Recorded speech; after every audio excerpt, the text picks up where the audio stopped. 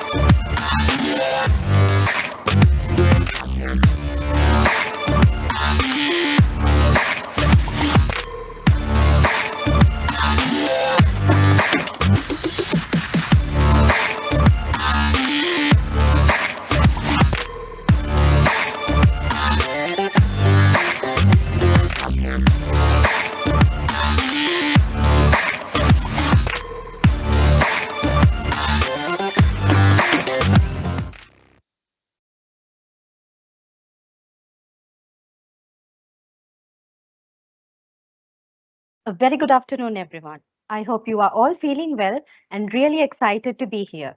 I'm Abhi and I'll be your host for today. I warmly welcome you all to the third annual Hearts Academy Day organized by the Hearts Academy at BISTEC Global Services. This is a half-day virtual event focused on learning, inspiration, and growth. Whether you are experienced or just starting out, this event will give you all the tools and knowledge that you need to grow and succeed. This year's theme is building a future-ready workforce with emerging technologies. We chose this theme because we think it's crucial for all of us to stay ahead of the curve and equip ourselves with the skills we need to thrive and grow in the future. Through this event, we aim to explore how emerging technologies can empower us to build a more resilient and innovative workforce. At BISTEC Global Services, we value continuous learning and growth. Hearts Academy is a special platform designed to help all of us to improve our skills and succeed in our careers. We have a diverse range of professionals within our team, and our aim is to support each individual in their professional development, whether it's technical skills or soft skills. Together, we are not just keeping pace with change, but we are leading the way. Without further ado, let's kick off the event. So this time we have an exciting lineup of speakers today who will be sharing their expertise on a variety of topics related to emerging technologies and professional development. We have with us Jonathan Walters, Senior Manager, Global Corporate Network at BDO Global IT, Shanika Ranaweera, Human Resources Leader and a visiting lecturer for Strategic Human Resources Management, Desmond Vancuylenberg, CA and Digital Asset Consultant, Amitha, CEO and co-founder of Asia Pacific Institute of Digital Marketing, Kavitha Gunasekara, Associate Vice President for Operations and Talent Management, Oceans. And finally, we have Indika Zoysa, Strategic Advisor and Vice President at Huawei Technologies Lanka Co. Private Limited. I would like to express my gratitude to each and every one of today's speakers for taking their valuable time to share their expertise with us. Now, before we dive into the sessions, let me quickly take you all through today's agenda. First up, we have the keynote session done by Jonathan Walters. Then, to lighten up the mood, we'll be having a fun icebreaker, which is a stand-up comedy session done by Divakar David. After that, we'll be moving on to our main session with Shanika Ranaweera. Following that, we'll be having our 4 parallel track sessions on marketing, software, accounting, and operations. For marketing, we have Amitha with us, who will be discussing about generative AI for marketing problem solving. For software, we have Indika Zoysa, who will be conducting a session on the topic of prove yourself in a tech-driven world.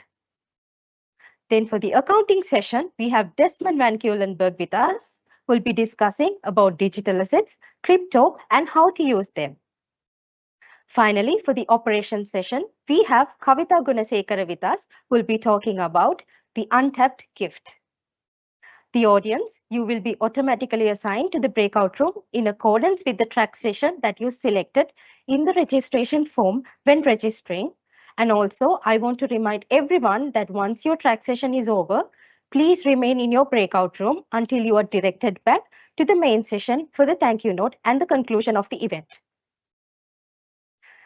All right, everyone, let's get started with the event. Starting up, we have the keynote session done by Jonathan Walters, a seasoned professional with over 25 years of experience in the technology industry.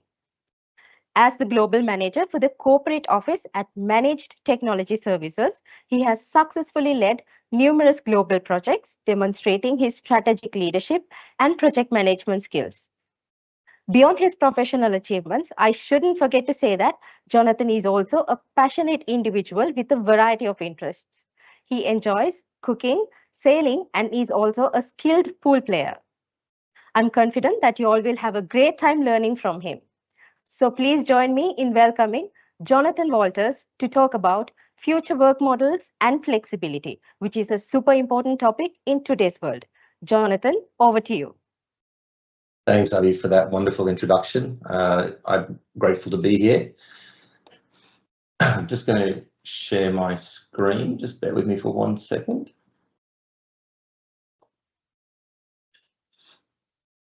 Okay, hopefully everybody can see my presentation.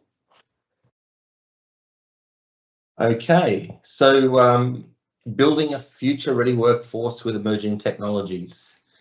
What a great theme for this conference, and I'm grateful to everybody for having me here. So just a little bit of background. Obviously, my name's Jonathan Walters. I'm based in Brisbane, Australia, so it is early evening for us. Married with 2 teenage boys and a wonderful dog that keeps everybody in line. I've been in IT for nearly 30 years. Done a host of different roles over that time. I guess, I was fortunate enough to be in Sri Lanka a couple of weeks ago, meeting with the BISTEC team, when I was approached to do this session with everybody. And it dawned on me when I looked around the office that there's probably at least 75% of the people I saw that probably won't remember the foundations of where we came from and where we are going in terms of technology and future work practices. So I will start this session just to give everyone an overview of the agenda.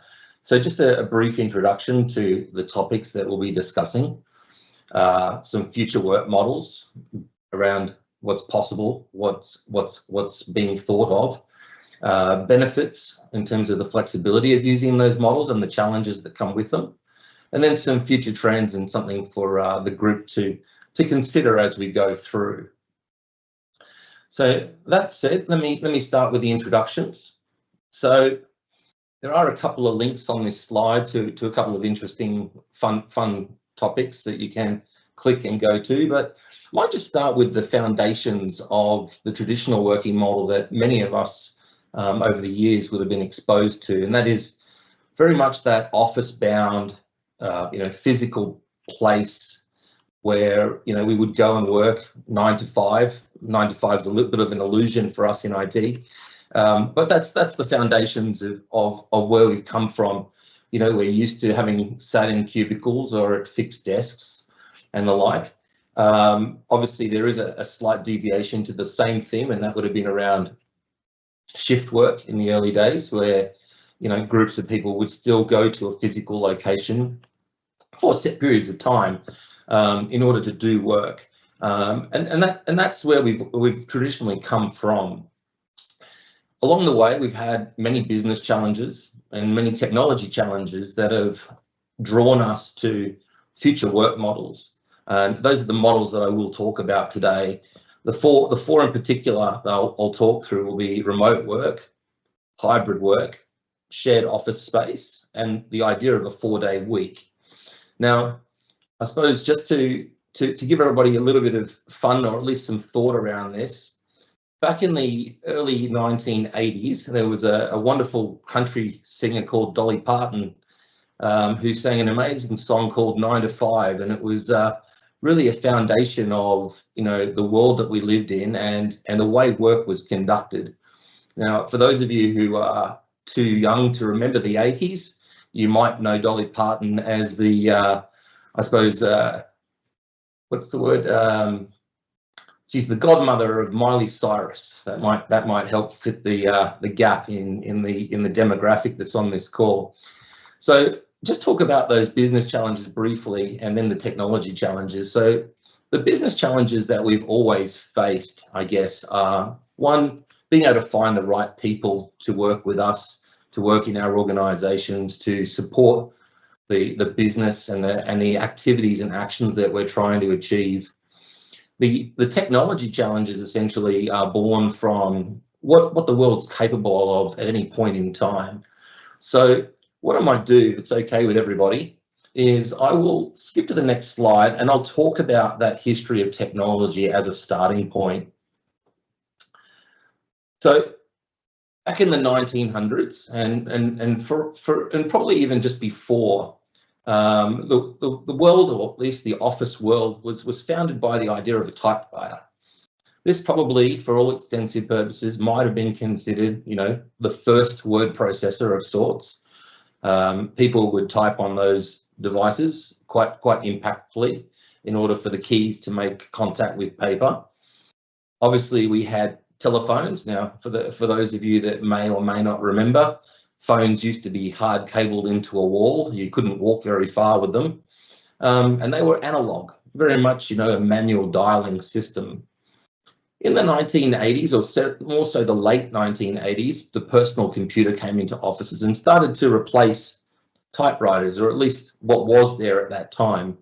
And the first of the, I guess, mobile technologies being a pager, which was a device that allowed people to be contacted with a very simple text message of, you know, who the caller is and what the phone number is to ring back, was made available.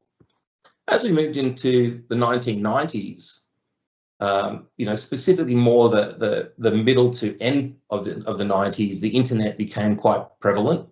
And the first mobile phones, I don't know how many of you ever had a Nokia phone or a Motorola phone. Again, very much an analog technology. You know, you could type in the phone numbers and make phone calls, and you could receive phone calls. Then the 2000s came around, and after we realized that the Y2K bug wasn't going to destroy the world, the idea of mobile computing, certainly the idea of, you know, having a laptop, having a smart device, you know, the first of the iPhones, and a multitude of other smart devices in tablet form started to come to the forefront, which really started to enable us to move away from those traditional work methods that we've been used to leading up to the idea of, you know, modern internet, Wi-Fi, the idea of cellular data, and the ability to access applications outside of the physical office. And I guess the last part of that is, as we head into 2020 plus, the idea of, you know, virtual reality, augmented reality, and artificial intelligence is certainly now what's coming to the forefront in terms of impacting our technology timeline when it comes to that corporate space. So before I go, I guess, to the next slide, does anybody have any sort of thoughts around this timeline? Maybe put some comments in the chat that our moderators can look at. That being said, I will move on to current and future work models. So if you consider the idea of remote work being the ability to be on any device, anywhere in the world at any time, that is the true thought process around remote work. It's certainly the way I work. I'm based in Australia.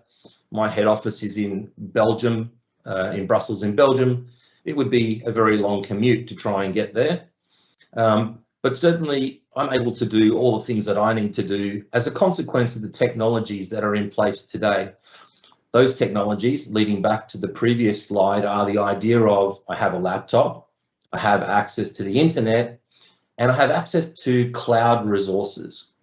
Now, when I say cloud resources, I'm really talking about the idea of not being bound to any physical infrastructure in a physical office anymore.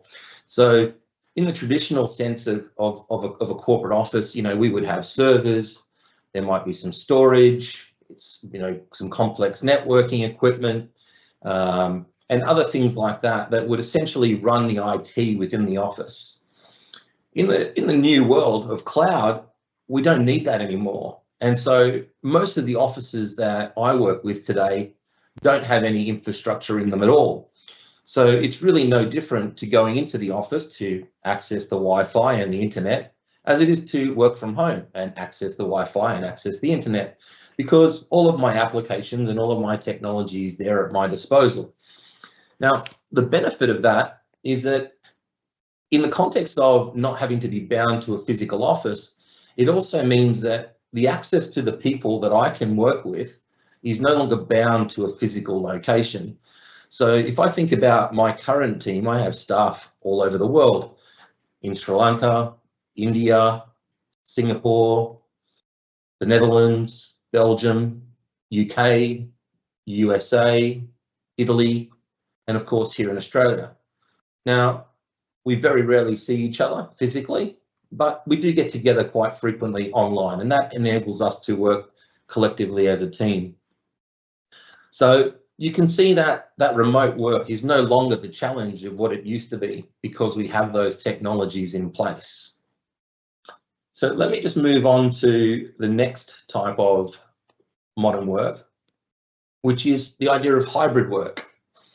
So hybrid work is basically the flexibility of A, being in the office, and B, being able to work remotely as well. And it's the same technologies at play that I mentioned before in remote work. The benefit of hybrid work over remote work is that you actually do get that physical face time, that physical interaction with other people that you won't necessarily get when you're in a fully remote environment. The benefit of that, obviously, is that you get a better relationship in place with the people that you work with. You get to know them better. You get to drink coffees with them. You can have lunch together. There are other ways to interact and build upon those, human elements that you don't necessarily have the benefit of getting to when you're in that remote work situation. I would say, hybrid work is probably one of the best models that's currently in play. And clearly it's a byproduct of the recent pandemic that the world suffered under COVID. So, certainly if you look at it and you think to yourself, well, I'm as productive remotely as I am in the office. I can do what I need to do because my tooling is still the same when I'm at home or I'm remote or I'm in the office. So you get a lot of benefits in that space.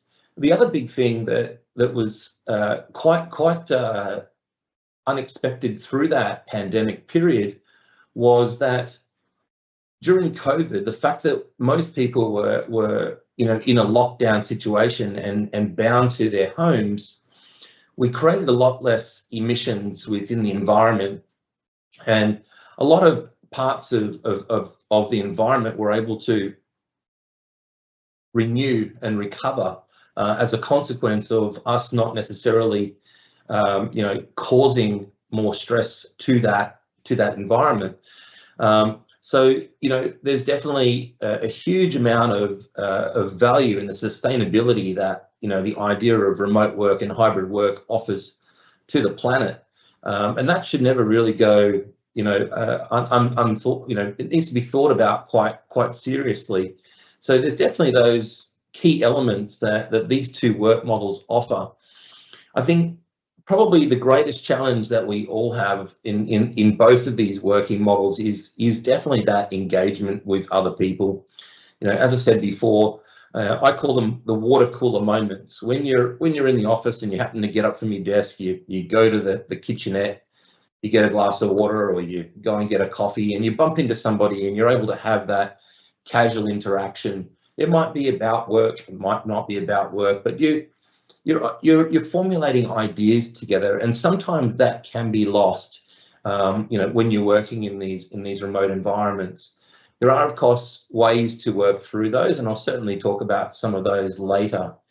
Maybe just for the sake of the exercise, it would be interesting to know how many people on this conference have actually experienced hybrid work or remote work, and what your experiences have been. So maybe if you can add something to the chat, that'd be great, and we can talk about it at the end. Okay, so the next modern work model is the idea of shared workspaces. Now, this is not a new concept. The idea of shared workspaces has been around for quite some time, but it's been made a lot more viable on the basis that the need for infrastructure in offices has been significantly reduced.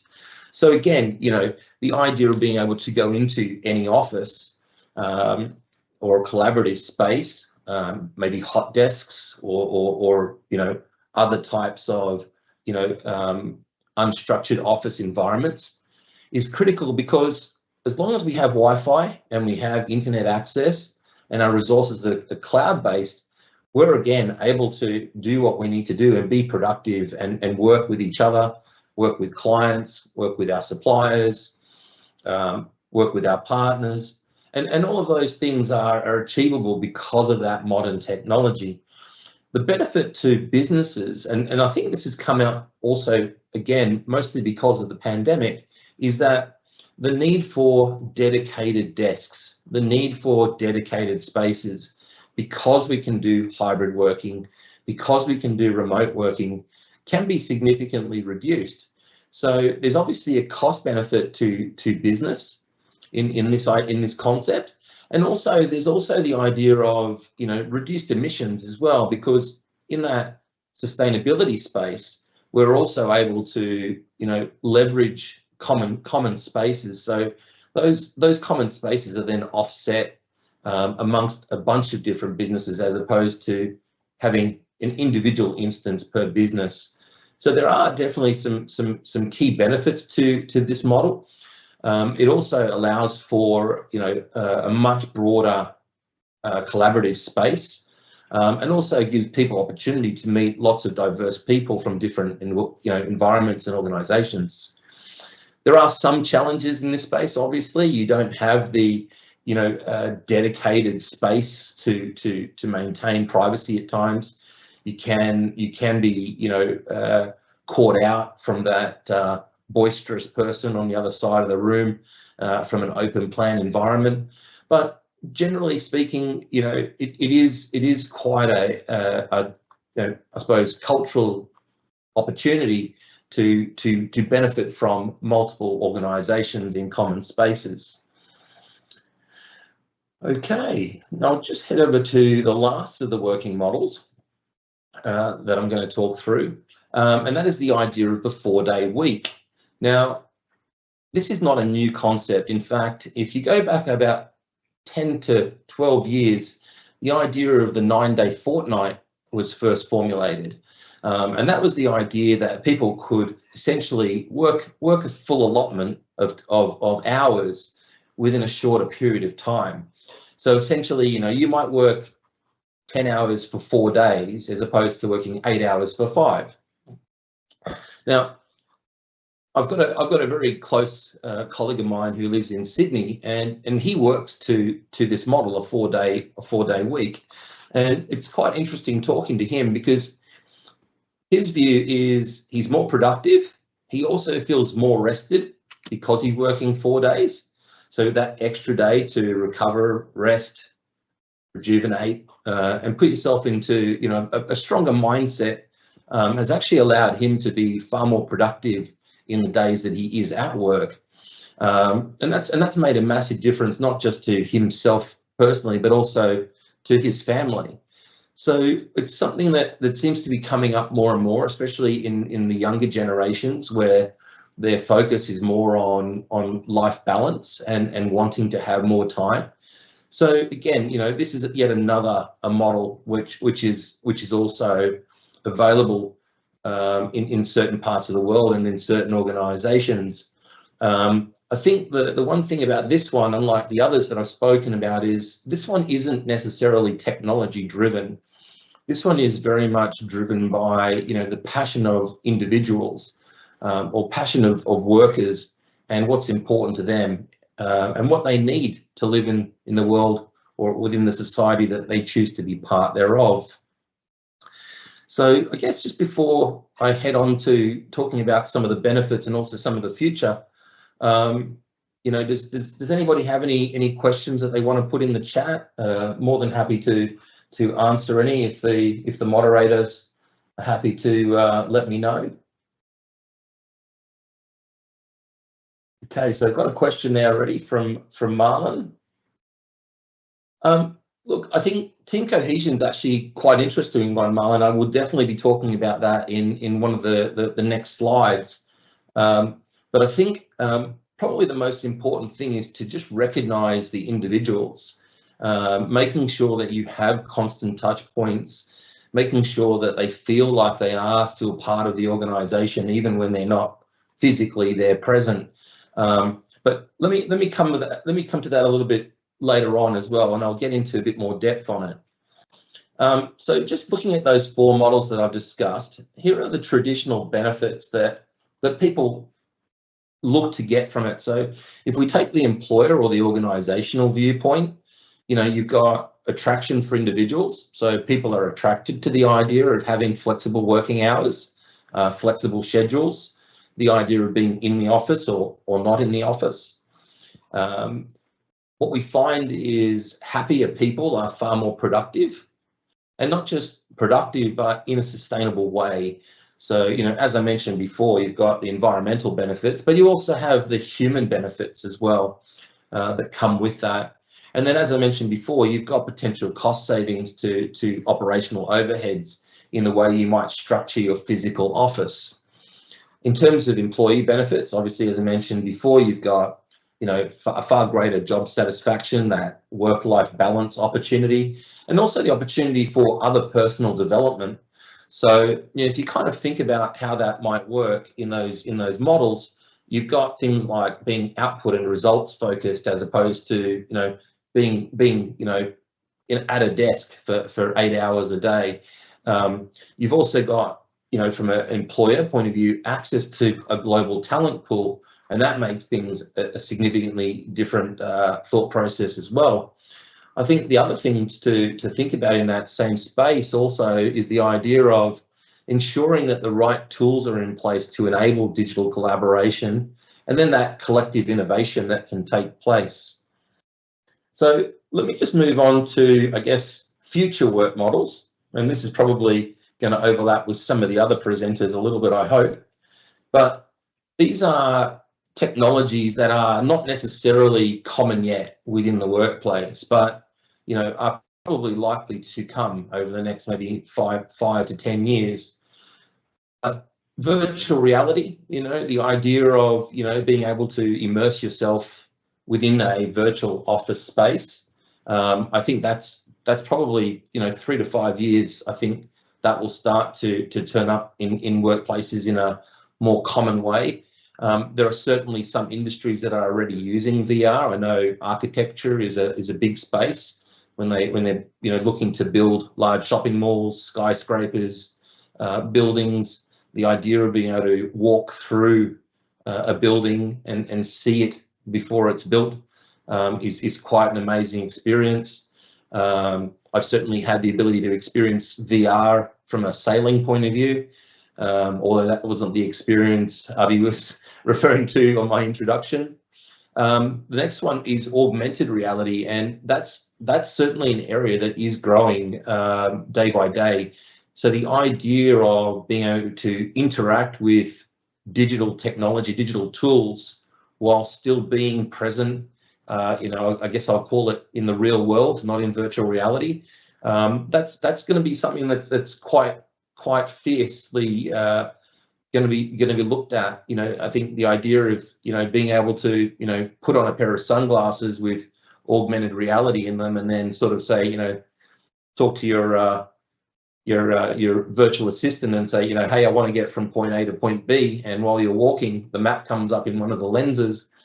It's quite a unique thought process, a unique idea, and that's just touching the surface as opposed to what it could do from a day-to-day point of view.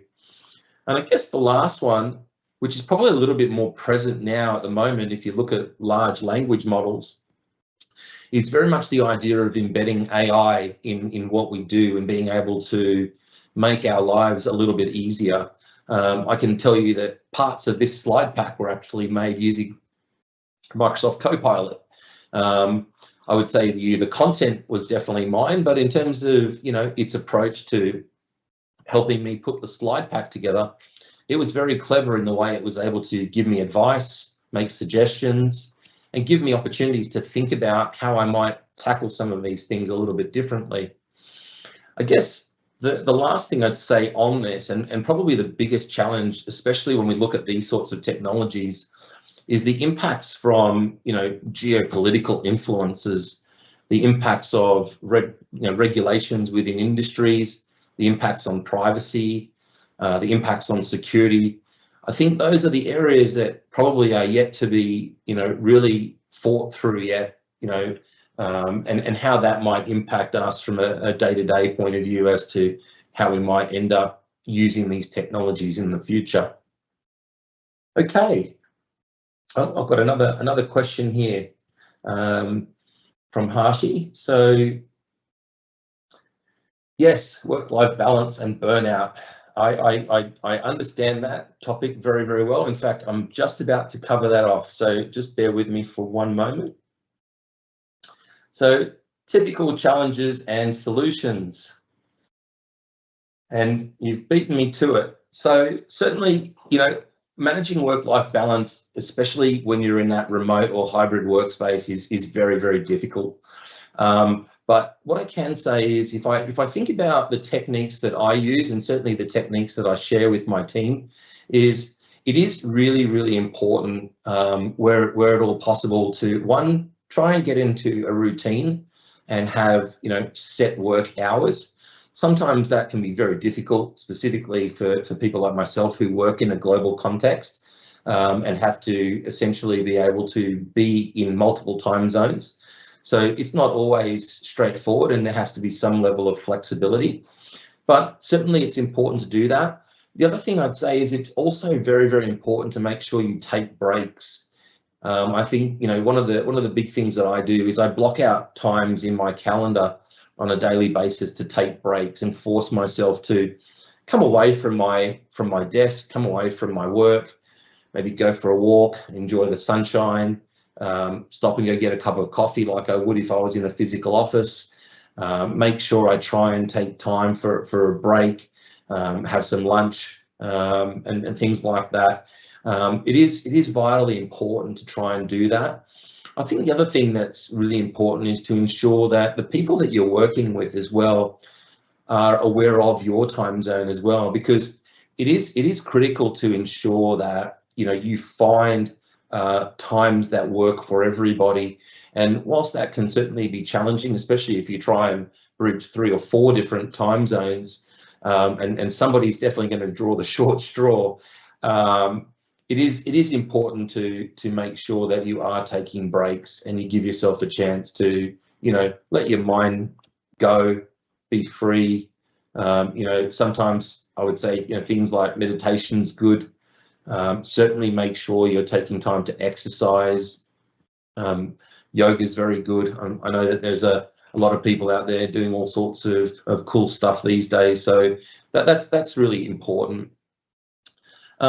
If I go to the next challenge, which is really around more of a business objective, and that's really around productivity. One of the fears that came from the idea of remote and hybrid work is the idea that people's productivity would suffer. Now, I can certainly say that, in my experience, that's not the case. But the reason why that's not the case is because there's a bunch of techniques that we take on and we use to ensure that we maintain our productivity. So we work closely with our teams. We set really clear expectations and goals about what needs to be done, when it needs to be done by. We're very, very critical about ensuring that our staff have the right technology. You've got to have the right applications, you've got to have the right hardware, you've got to have the right tools to be able to do the job that's being asked of you. Also find that ensuring that you've got open communications is really important. You have to be able to have that open dialogue when things are going well. You have to have that open dialogue when things are not going as well as you'd like. And you've got to be able to work through those things together to make sure that there is clarity and there is a way to move forward. I think probably the other couple of really important things to think through also is finding a sensible way to monitor progress, whether that's a weekly update, a daily stand-up, whatever it might be that works best for you and your organization and the teams that you work with. Those techniques are absolutely critical to ensure that the outcomes are achieved. The other thing is that people shouldn't be afraid of real-time collaboration. Sending an email is the most impersonal thing you can ever do. Getting on a call with somebody, being on a video call, certainly having that interaction with people is hugely valuable, and critical for everybody.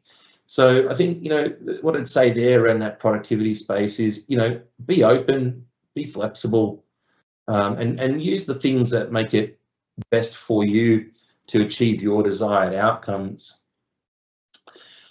The next one is around equity and inclusion. Now, this is very much a human relationship construct.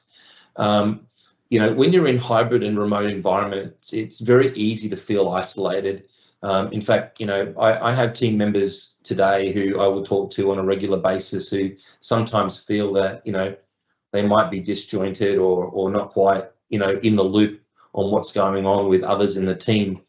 And we do our absolute best to work through those. And I'd say, probably the big ticket items that I could sort of point out in that space is, it is really, really important to have structured team building.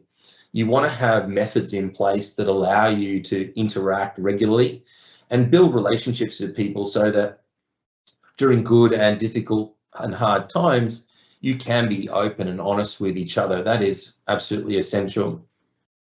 The other thing I'd say is you want to leverage communication tools to the best of your ability, whether that's scheduling one-on-one calls, whether that's having, team workshops, whether that's, having ad hoc conversations. Those techniques are absolutely critical. And the reason why they're critical is because in order to overcome some of these challenges around equity and inclusion, you really need to be able to build trust-based relationships. And it's important to know specifically that when you're working with somebody is that, they're there for you, you're going to be there for them, you're working to a common outcome, and your value set is tuned into, common goal. So, that is absolutely critical and absolutely essential to ensure that especially is looked at in all seriousness. There's probably a need to work closely with your HR teams as well.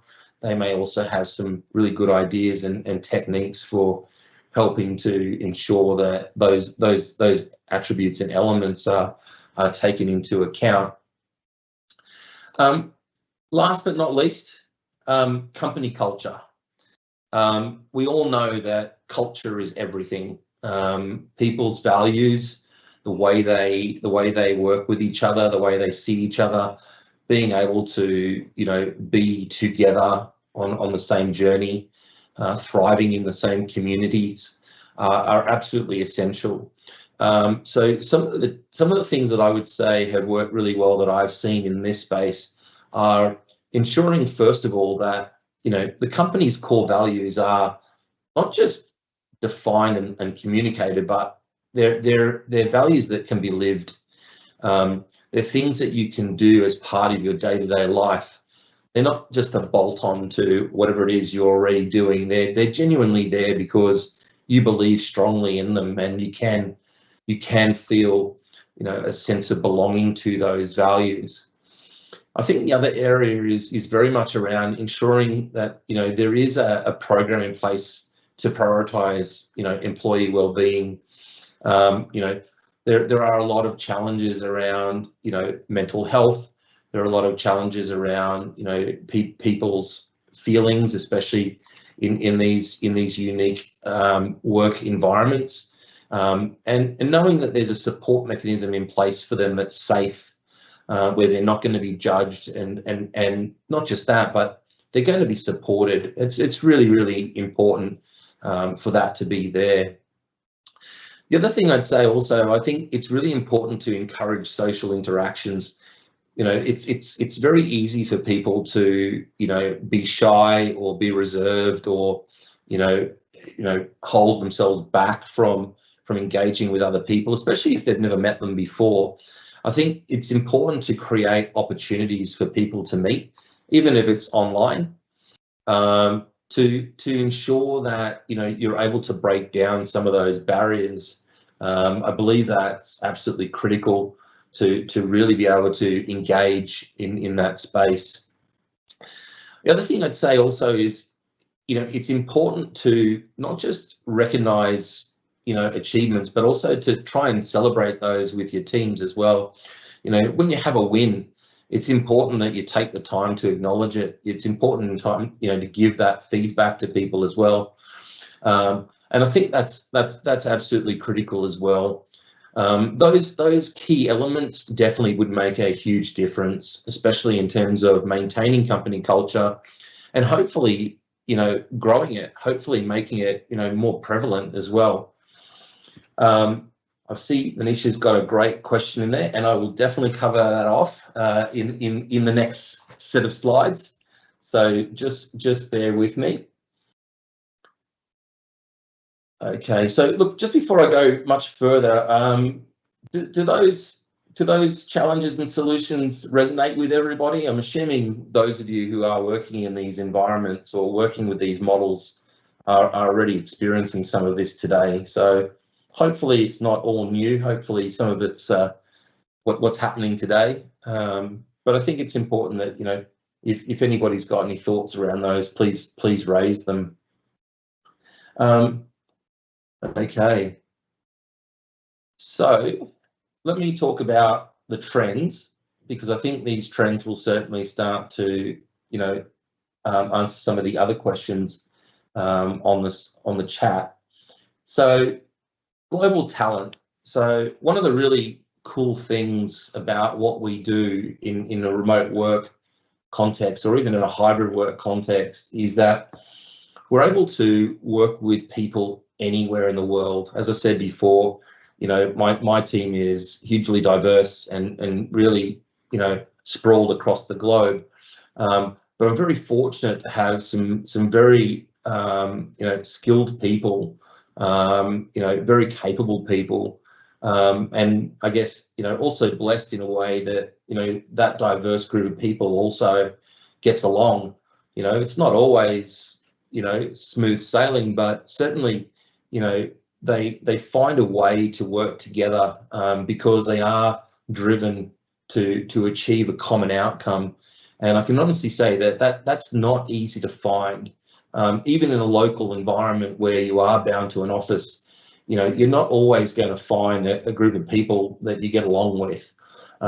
So, you know, being able to tap into different cultures, different mentalities, different thought processes, different experiences, that really makes a huge difference in terms of not just the talent that you get in that mindset, but also what that does for your company culture as well. And that's something that definitely should be embraced. All right, let me just go on to the next one. So adoption of AI and automation. So I did mention this previously. I think it's really important that we are open to the idea that, you know, AI and automation is actually not replacing us. There's always been this fear or context that, you know, machines are going to take our jobs away. The reality is, you know, if you kind of look at the world we're in right now, all this technology is really doing is helping us to, you know, focus on the more important things, right? What the technology is doing is it's removing some of the mundane elements of our roles and making it easier so that we're able to focus on higher value, you know, more strategic thought process time, more time to think about how we could do something better ways to engage with our people. I think, you know, those key things that often get, you know, shunted to the side because we're drowning in, you know, manual repetitive tasks, you know, that's quite important. So I think it's more a case of, you know, we need to go with the technology. Obviously, we need to make sure it's done in a responsible way, and that we're training and learning on how best to use it, and to use it in a safe way so that it's not doing things that we don't want it to do. But I think it's important that we allow it to be part of our lives. You know, one of the things that I always think through is, if you kind of think about the world of accounting, you know, if you go back centuries, it all started with, you know, the idea of ledgers, you know, written books. You know, those of you who may have seen movies from the 60s and 70s might remember some, you know, wooden desks with inkwells and written pages. You know, the idea of an abacus, because, you know, we didn't have calculators yet. And then we moved from that type of technology into, you know, standard calculators, scientific calculators. We moved from, you know, written physical ledgers to spreadsheets to finance systems. You know, those were all leaps forward, and yet, you know, in the world of accounting, the accountant is still there. You know, these technologies have not replaced the need for those people. But what it has done is it's enabled them to be able to do other things with the time, and higher value things that people can, appreciate and get better value from. Now, the last one, and certainly not the most, and certainly not least, is very much, employee well-being. And I'm about to answer some of the questions in the chat. So, look, there's several things to think about here. Many of us who work, in remote environments, there is always that compulsion to try and do more, work harder, work longer, but that has a shelf life, and it's not sustainable for the individual. So ensuring that well-being is put at the forefront is absolutely critical. There are certain countries in the world where they do have legislation. Certainly, I know in Belgium they have HR laws and the concept of right to disconnect. I know that they're about to bring that type of legislation into Australia as well. And what that basically means is that just because you're working remotely or from home doesn't mean that you are there 24/7. You can certainly, excuse me, you can certainly make sure that, the time that you are working is recognised. Certainly, as I said before, block it out in your calendar. This is when I'm working. These are my working hours. And people can share that. Certainly I know within our environment, in our email environment, in our Microsoft Teams environment, you can set dedicated work hours, at which point, depending on your role, you can switch off after that point in time. I think the challenge that people do have, though, is, and where this right to disconnect and work-life balance collides, is more around when you've got set deadlines or deliverables, and those lines can become quite blurry. But to give you an idea, what we do with our teams is, if we've got a migration, let's say, on, and people have to work on a weekend or after hours, could be long days, long nights, we do make sure that people then take time off. We do make sure that they get some of that or a good chunk of that time back, whether it's long weekends, whether it's breaks in the middle of the week, whatever it is that works best for them. So we find, as long as we juggle and maintain, our staffing, I guess, roster, for a better thought process, so that we do have coverage, we do make sure that our people are given time and are encouraged to take that time off. I can certainly say that I have some staff who refuse to take time off, and I have the challenge of trying to convince them that it's good for them. It's a bit unique, I guess, because certainly when I was starting in industry almost 30 years ago, it was almost frowned upon to have a sick day. Now I would say to you, it's important to go and take that sick day, because if you come in and you make everybody else sick, that doesn't help. If you try and push yourself while you are sick, you're going to be sick for longer. So it is really important that people do take time to do that. I mean, some of the strategies that I use, and this is something I mentioned earlier, is I do take time during my day to take breaks. Meditation's really good. The idea of doing yoga, maybe go to the gym, maybe go out and do some gardening. I don't know what's available to people where they are, but just removing yourself from technology for a period of time is absolutely valuable in helping to do that. And I think the other thing is you've got to find that hobby or thing that you can enjoy and love doing, that actually gives you a chance to really get away from work. That thing that when you go and do it, you don't have time to think about anything but being in that moment. So I definitely would say that's one of those other things. You really need to make sure that you give yourself time to do that. So I hope that answers some of those questions that are in the chat. I'll just move on.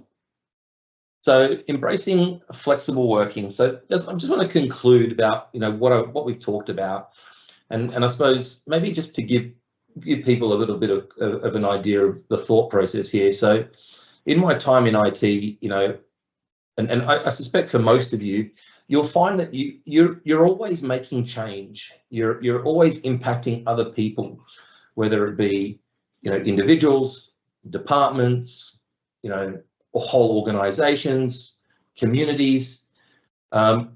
You're always encouraging change.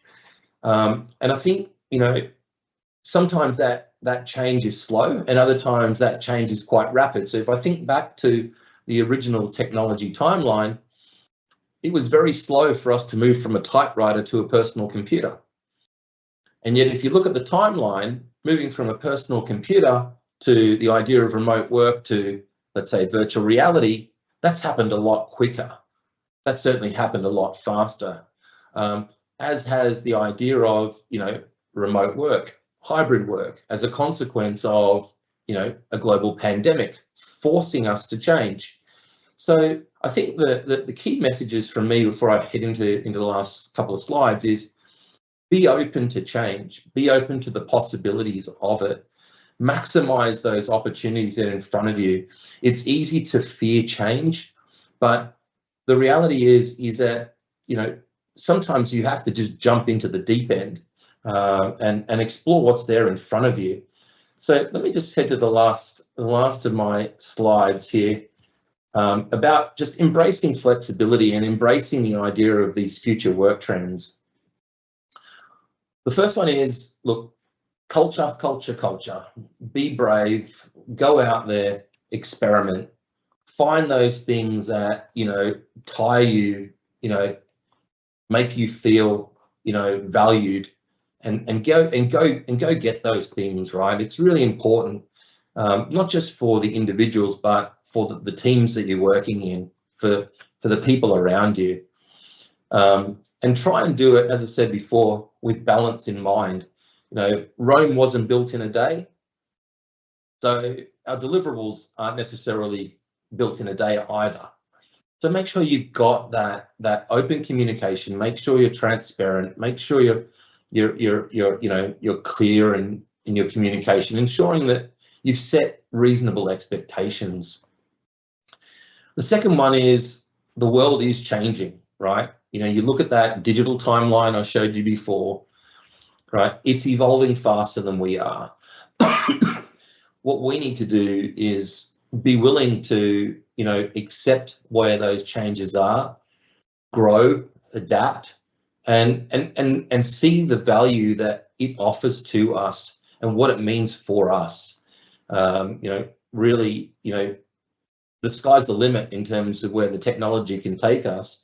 It's just about our willingness to embrace that change, go with it, and find the next thing that's really important that the technology can't do yet, so that we're always staying, you know, in the forefront. The last one, I guess, is really more around, you know, accessing and finding talented people. You know, what I find is that, you know, if you offer people the things that are important to them, and it's not always financial, right? They're always more likely to be loyal. They're always more likely to want to be with you or stay with you. And offering them those other elements, I find, makes a massive difference to their want to be part of your team or work with you. And it's not just the staff in your own organization. This could be partners, suppliers, clients. It's all bound by relationships and value. So, you know, make sure that you're building trust-based relationships. You know, I can't stress enough how important that is. And that really concludes my presentation. So I guess, are there any questions?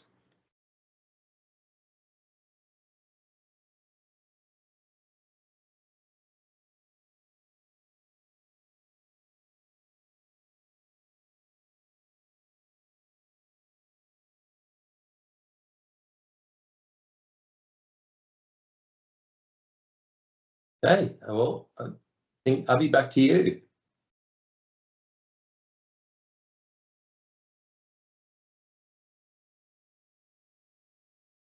Thank you very much, Jonathan, for that insightful session. Your expertise in the field has provided us with valuable insights and food for thought. Thank you once again. Now, let's take a break and lighten up the mood with a fun icebreaker. We are excited to have Divakar David join us for a stand-up comedy session. To briefly introduce him, Divakar is a sales professional and dabbles in training and development. But that's not all. He's the first trilingual stand-up comic in Sri Lanka. Being a former theatre kid, Divakar's comedic journey began when a friend dared him to take the stage. So currently, Divakar is working on his 1 hour special and he's attached to the only English comedy club in the country, Haha Lanka. Be warned, Divakar's comedy is not for the faint of heart. He's still figuring out where the line is. So guys, get ready for some laughs and a chance to relax before we get back into our learning sessions. Let's give a warm welcome to the one and only Divakar David.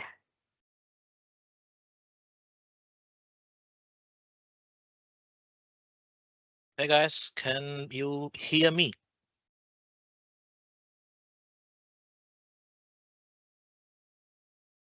Yes, we can hear you.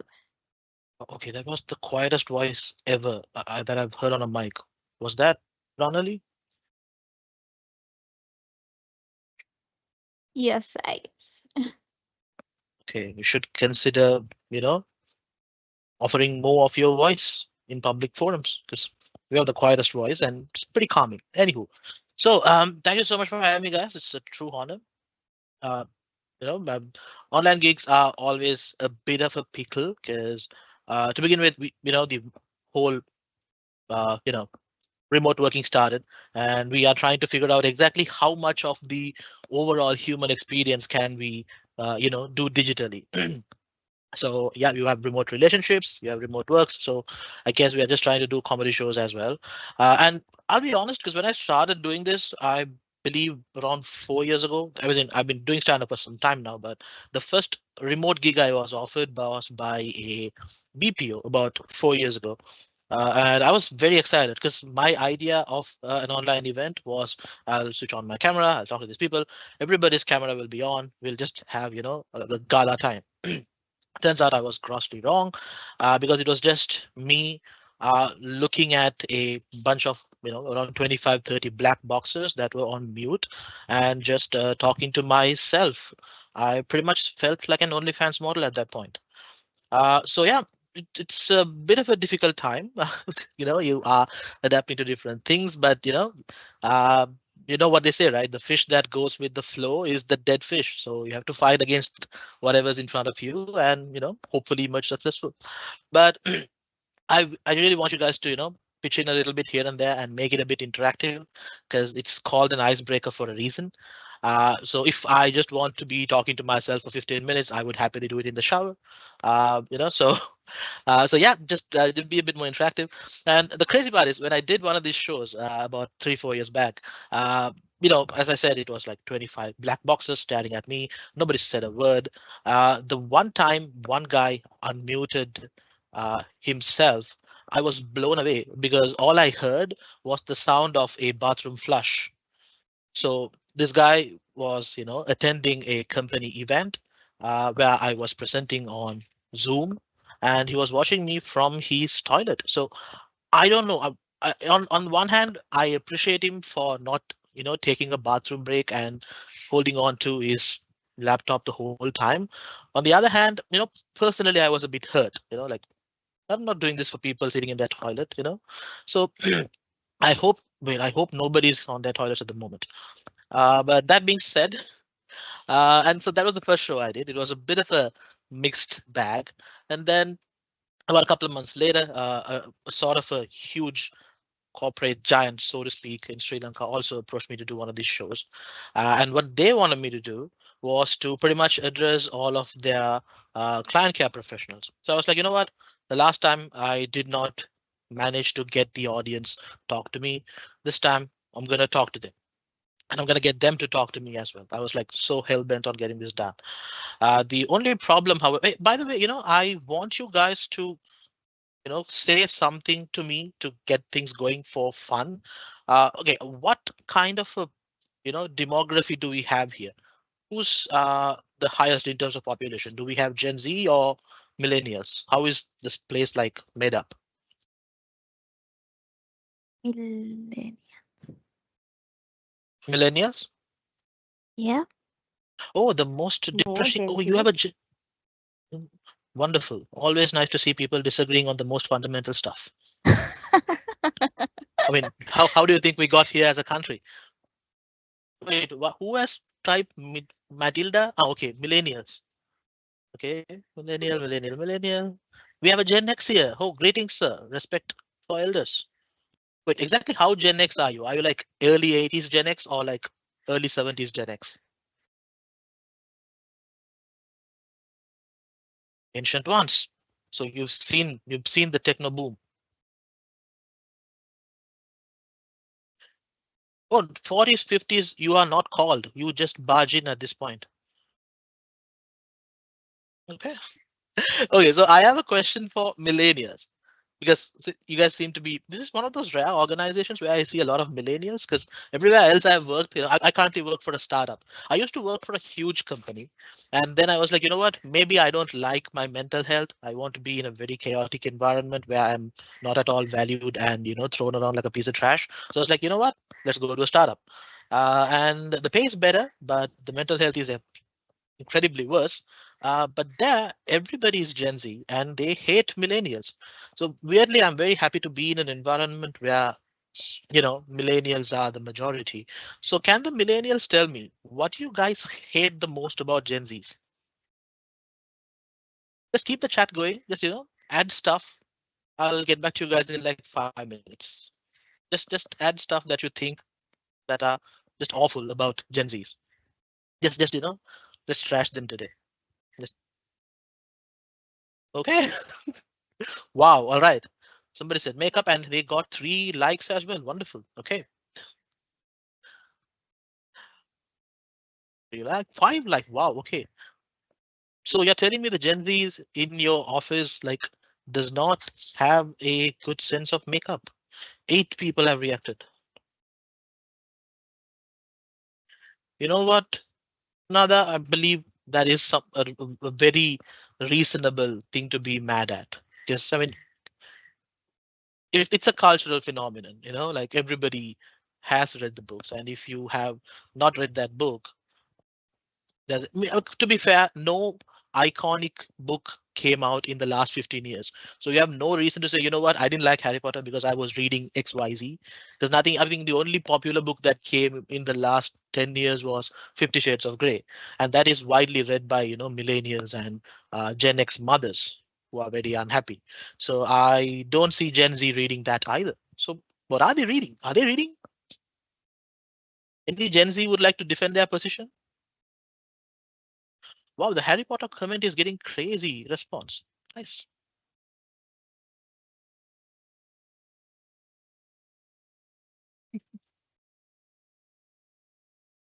Okay, what do you mean YouTube and TikTok? YouTube's been there for like almost 20 years.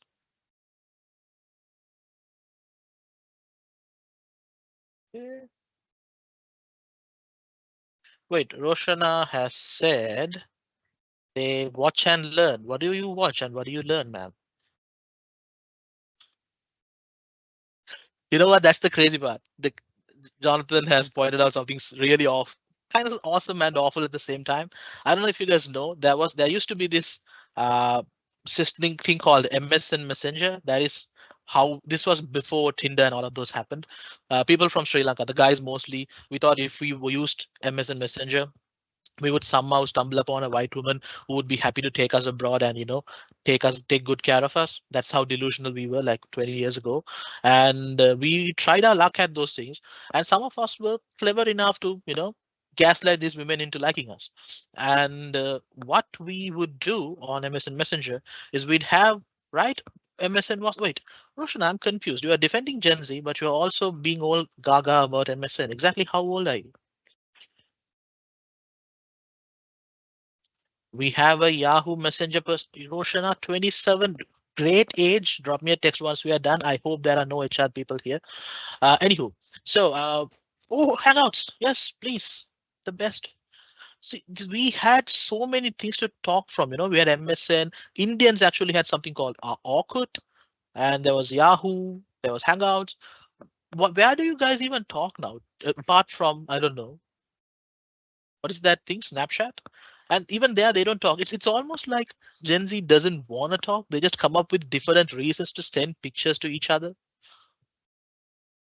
Like everything they do is based on video or pictures. It's insane. Okay, who's saying InstaChat? Wow. So you're telling me the elder millennial or the Gen X person here has had the wildest, phase online. Good to know. It's always the people you don't suspect.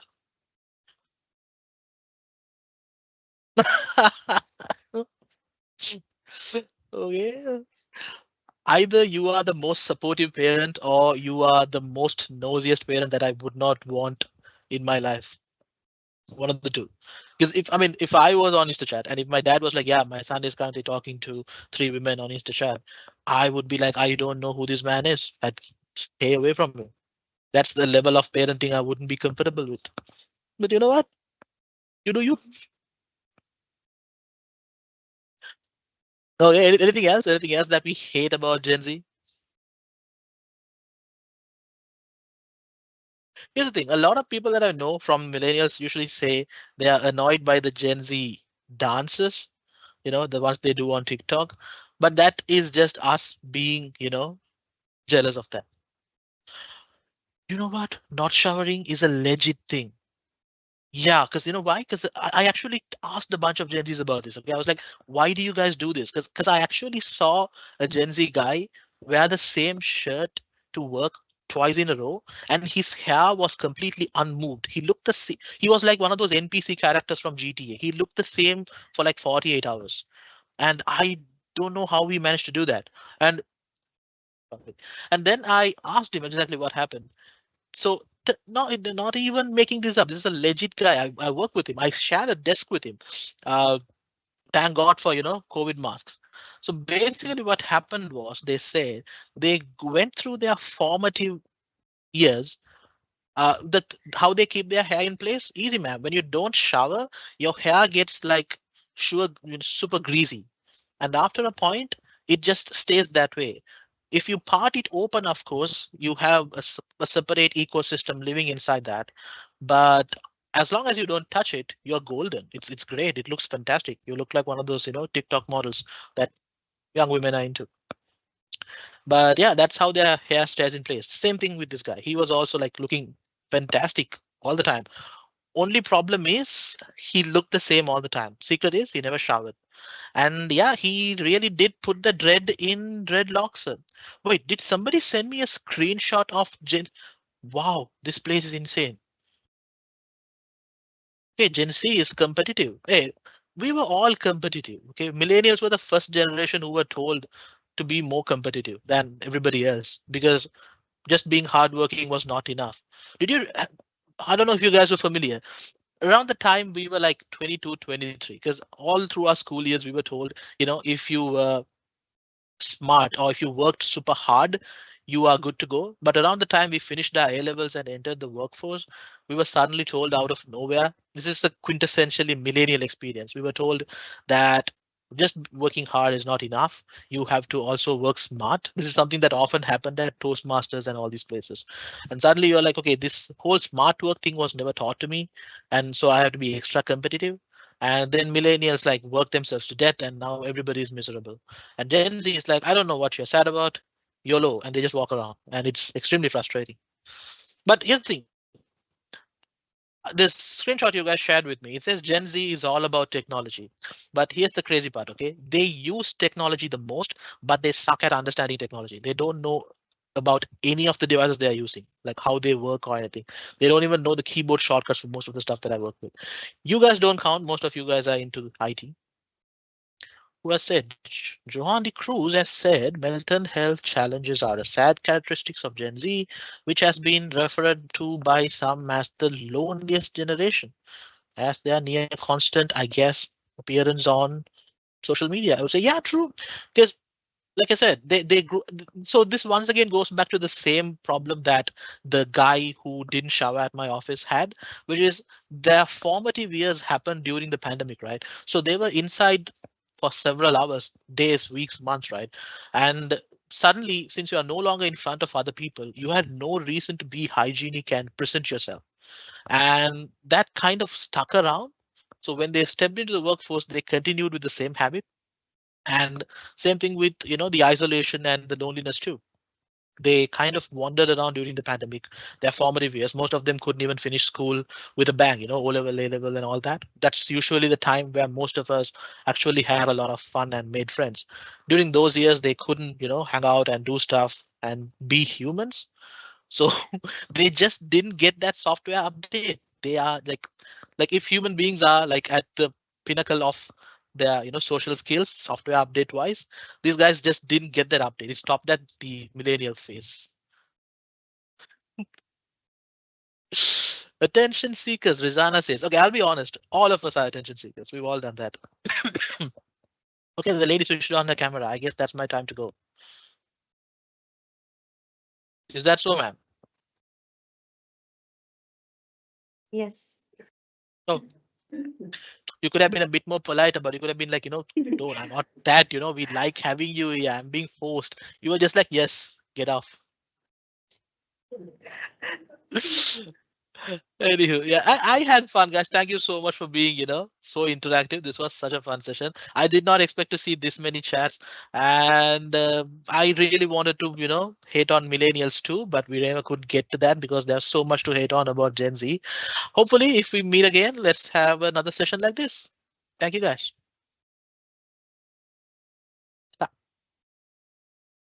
Thank you very much, Divakar, for that wonderful performance. Your jokes were spot on and you really lifted our spirits. We appreciate you taking the time to entertain us and make this event even more enjoyable.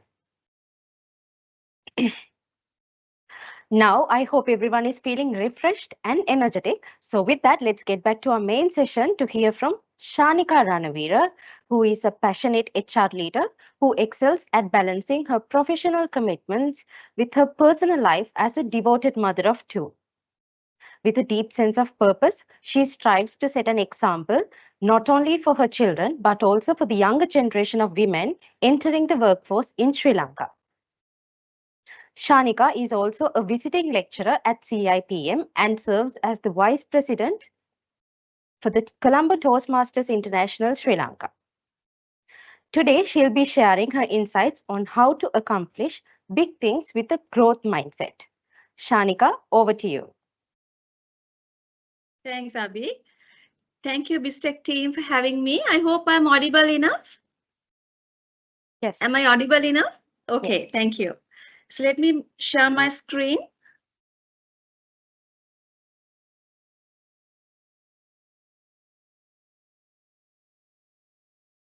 I hope you all can see my screen as well. Yes.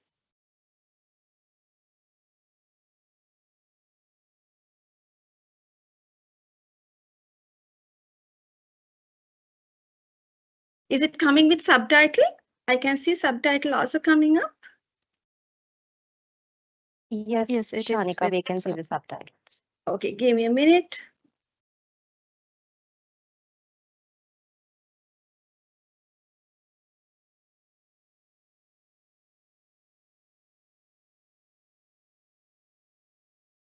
Okay, now it's fine.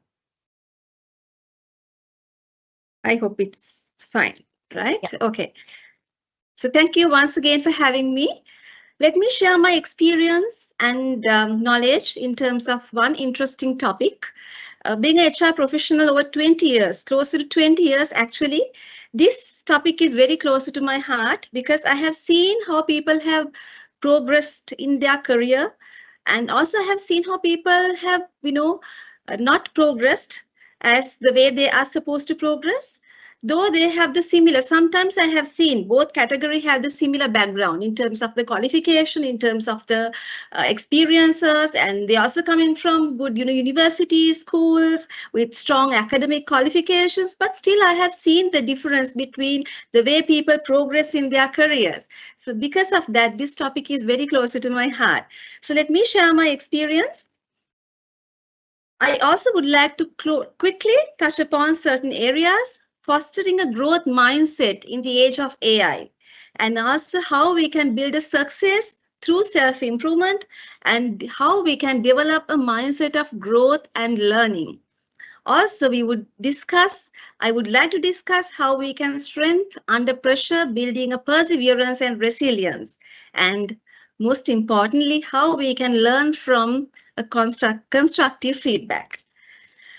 Okay, as I mentioned, growth mindset is key. Being an HR professional, I interview people day in and day out. Of course, that's part of my role. Nowadays, what I have seen, qualifications and experiences, more than experiences in every resume, no matter, the moment we release the advert in LinkedIn or any recruitment platform, we receive highly qualified people. The resumes are highly qualified. It's not a very challenging task. But when we interview, or rather when we get someone on board, sometimes we find the person we have seen during the interview is not the same person is performing, or rather, as a HR professional, I always like to see when people are progress in their personal and professional career. But when it's not happening, it's kind of a painful thing to see personally and as a HR professional. So the main reason, as I mentioned, mindset plays a huge role in this journey. So let me tell you, there are many definitions. Let me quickly tell you what is the mindset. Mindset is having a growth mindset means believing that person's abilities are not innate but can be improved through effort, learning, and persistence. So that itself says fixed. I will tell you in my next slide what's the difference between fixed mindset and the growth mindset. So in a person with a growth mindset, simply someone who is open for a feedback, who would like to learn, grow, and change himself rather than being stagnated in one place with own thinking and with own set of beliefs and perception. I'll quickly share one of my experiences. Of course, I have many experiences, but let me share one of my experiences with my previous employer. Few years ago, we've been into the healthcare sector back then. I have attached to a healthcare company. So we wanted to move from our existing premises from a new office location, merely for two reasons. Number one, organization being, of course, growing in terms of numbers, in terms of the sales and profit. And then, so its office space was not enough for us. Second thing is, our regional office wanted to execute open office concept. I'm sure everyone knows what is open office concept. So because of these two reasons, we wanted to maximize our office space. So we thought, okay, let's have a designer and see whether we can maximize our office space, because in Colombo, every square feet matters. You have to pay in dollars. So then it didn't work because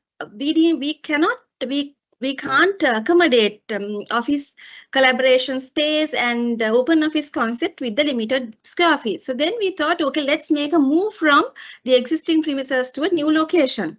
It was a mega project, lot of work in terms of finding the vendors, space, and also getting approval from the regions, and also we had to maximize the space and the cost. There's a lot of things to be looked at.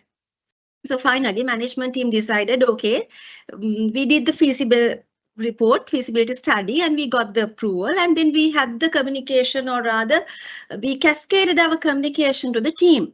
Surprisingly, we thought, because we are moving from an ordinary place to a very attractive, very, I would say, a very kind of a posh environment with a lot of amenities, nice ambience, and, interior wise, it's very, very attractive. So it's going to be something people will like it. Apparently, I would say as a number, less than 80% like the proposal. So it was a huge challenge. convincing them, I can't, being HR person, I can't take a very dissatisfied, unhappy employees along with me from the existing premises to a new office. It was a huge challenge. And also not only for the shift, we want their support in terms of moving, physically also, mentally, physically, in both ways. So it was a huge challenge. Then we had to have our own strategy in terms of the communication and tackling their all issues, concerns. Surprisingly, again, all the issues, they came up when I, did the root cause, or rather when I wanted to find out why they don't want to move from the existing premises. Above 70%, close to 80%, everything's were in their mindset. Merely they said, no, we are very comfortable here. Surprisingly, that the location wise also, the location we wanted to make the move is very centralized location. So when we have so many reasons for the move, but still they didn't like, because of the mindset they had, they didn't like the change. Right, so then we had our own HR strategy, as I mentioned. Somehow we handled the issue, in my terms, I would say 80% to 90, closer to 90% in a successful manner. But once we made the move, after 3 months to 6 months, the same people who made the big fuss about the change started to appreciate the fact that the change is really good in terms of their professional life and the personal life, because now we are working in a very collaborative space-wise, very efficient, and it's very attractive. So the small thing, without, even though I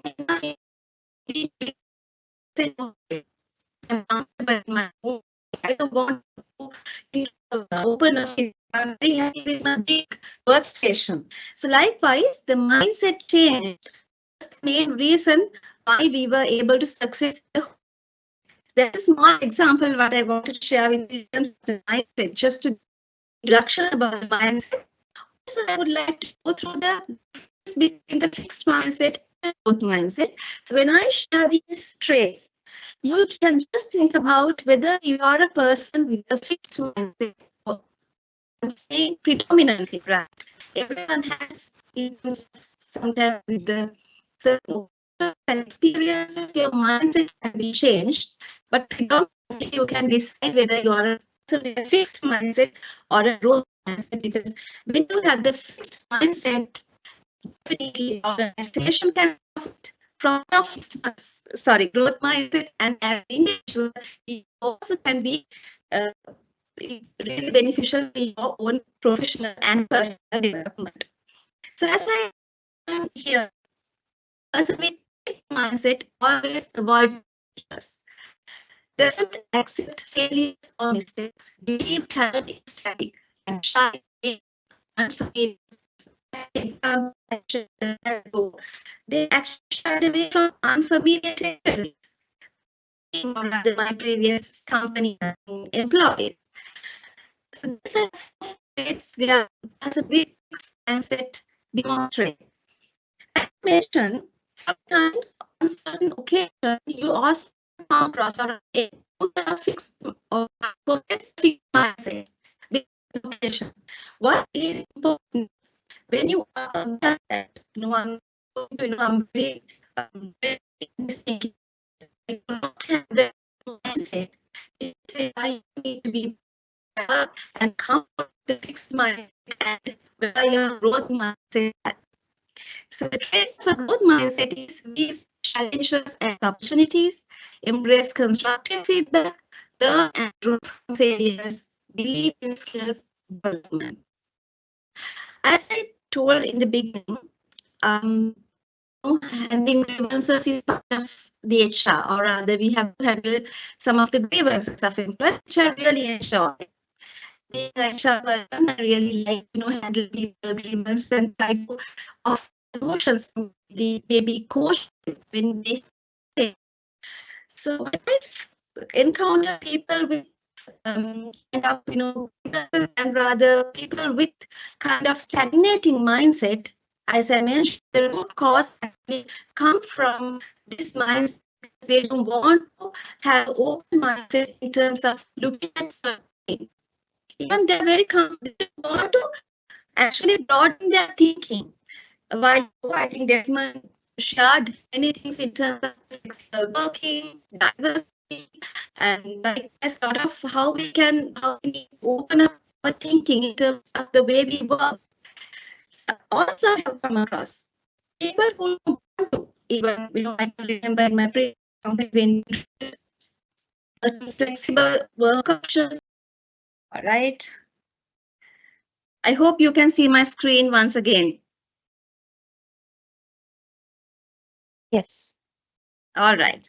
Okay, so we have discussed the difference between the fixed mindset and the growth mindset. As I mentioned, you need to be aware whether you have the fixed mindset or the growth mindset to make sure if you have certain traits which is not comes under growth mindset, first thing is you need to be aware and consciously you need to come out of it because it's really a bottleneck in terms of your professional growth and the personal growth. As I mentioned initially, sometimes you may be the person most qualified, you may be the person with most experience, but still it will be a bottleneck in order for you to progress in your career professionally and personally if you have this fixed mindset or fixed thoughts or very fixed kind of a perception in terms of learning and growing in your career. So, but as I mentioned, it's a journey. It's not always the outcome or the end result. It's a journey where you need to give your focus for the entire process. Because I have seen when I interview people, sometimes I ask, what do you want to become, or rather, where do you want to see yourself in next 3 years? So they say, certain things. I want to be this and I want to be that. And, they have an end goal. What I have noticed it's good to have an end goal or rather, ambition. It's superb, but it's always important when you go behind your journey, when you go behind your goals, it's important to focus on the process of your journey without only focusing on the outcome. As a person, how you groom yourself to become a better person in that journey. Because I have noticed now when we recruit people, sometimes the moment we give them a feedback, they get easily offended. Sometimes they join the company, I'm just sharing my experience, maybe within 3 months, 6 months, or maybe less than 1 year. But at the interview, if the same person mentioned, I want to be a head of the organization, one day I want to have my own company, I want to be an entrepreneur, I want to launch my own brand. Fabulous, amazing stuff. I would love to hear this kind of ambitious conversation during an interview, especially from a youngster or rather irrespective of the age. But it's good to have ambitious. But in your journey, if you're not a person with an open mindset or a growth mindset, you cannot take up any feedback. You will easily get offensive, right? You're not happy to receive a constructive feedback from your peers, your colleagues, your boss. You always, with this feedback, the moment we give a constructive feedback, the next day I can see the resignation. Are you a person that kind of a thinking? Just think about, I'm sure most of you are not like that, but I'm just sharing my experience to make sure it's good to have the ambitions. Always, when you work towards your ambition, there are things mainly you can learn from, one another. You can learn from your boss. So make it a point to grow from the learning, from the feedback, from the appraisal or whatever the mechanism your organization has placed in. Even the day, the Hearts Day, half a day learning forum. So make it a point to learn and become a person, or it's not always become, right? I want to become a person of an entrepreneur or a head of an organization. Becoming is important more than the become for me, actually. So focus on the journey, regardless of the outcome. Outcome is important, but always focus on the process. So we have a video, since because of the technical glitch, I will try it later. So why I have put this picture or the image just to remind you all, as I mentioned at the very beginning, I have if I interview people, 70%, 80% very qualified, ambitious, lot of energy. They want to do a lot. So it's very inspirational. But as I mentioned, I keep on telling this. Just think whether you have if you want to become a champion, do you have a trait of a champion? That is more important. As a champion, the first thing is you need to have a strong character. You need to be a person with self-motivation. Also, you need to focus on your self-development with a resilience and also with agility. If you want to be a champion, you can't just only focus on your outcome and live your life. It's important to have the right character and the right traits to be a champion in your personal life and the professional life. Okay, so then that was all about a little bit about the difference between the fixed mindset and the growth mindset and why it's important to have the growth mindset. And also I wanted to think, or rather have a self-reflection in terms of your own thinking. Am I wearing a fixed mindset or am I wearing a growth mindset? Because as I mentioned, sometimes I have come across with colleagues moving from one scope, or rather one territory to another territory, also very painful for them. But their ambitions and their aspirations are really high, but they don't want to expand their territories. They don't want to expand their thinking. So just imagine if you are not in the full learning mode, which is again a bottleneck to your progress. So I really want to I'm sure everyone is very much familiar with the model 70-20-10. So what I want you to think and focus in this model, just look at the percentage. 10%, I'm sure most of you all have gone through this 10%, which is the formal education. Your degree, your MBA, your masters, your professional courses. So 10%, I'm sure 100% of the audience might have gone through. But as a percentage in this model, majority comes from the on-the-job experience and the informal learning. This is where I want you to put your attention, which means this is a famous 70-20-10 learning model.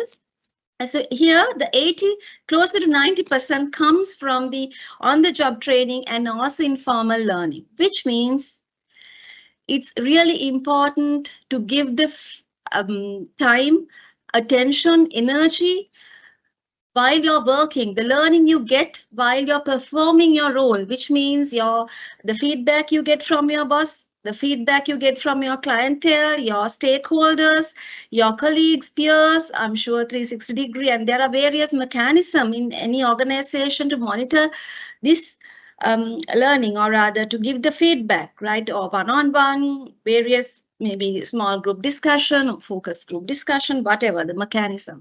So the motive or the objective is it's important for you to be serious, be little serious with the feedback you receive from your stakeholders.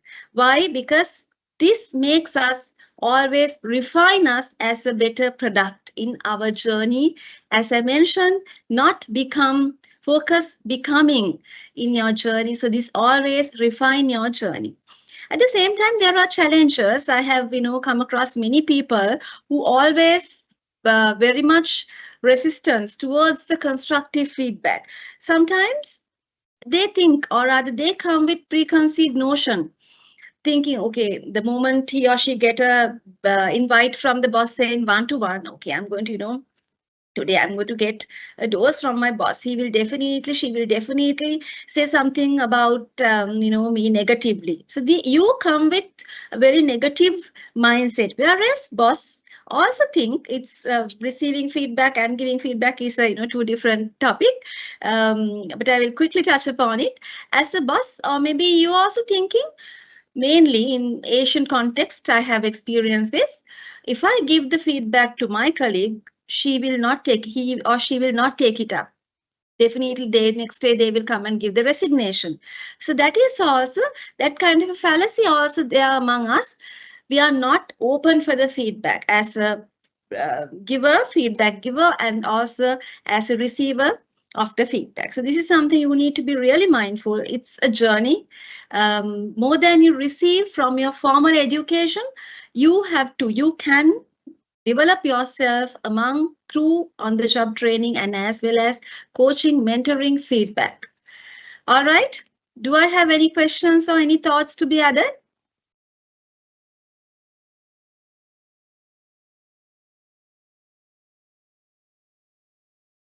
Okay. Shanika, we have a question. There's a question Yes. in the chat box. So Chandima is asking, how do we find small wins to celebrate on the way to destination?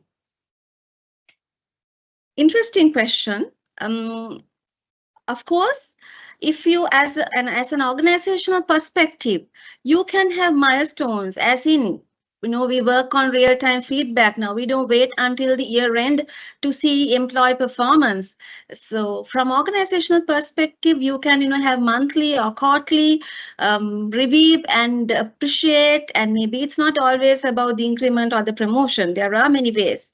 As answering to his question, various organizations have different ways and mechanism in terms of non-monetary recognition and also communicating employee milestones. It's a celebration of a milestone. So there are various ways as an organizational point of view we can do.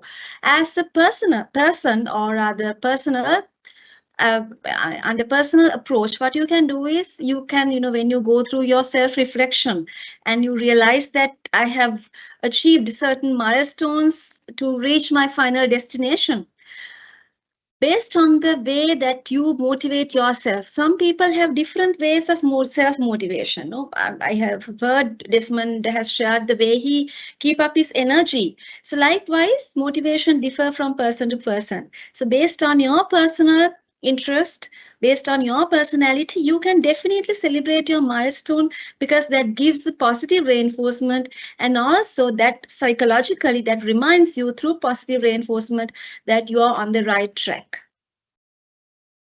Did I answer your question?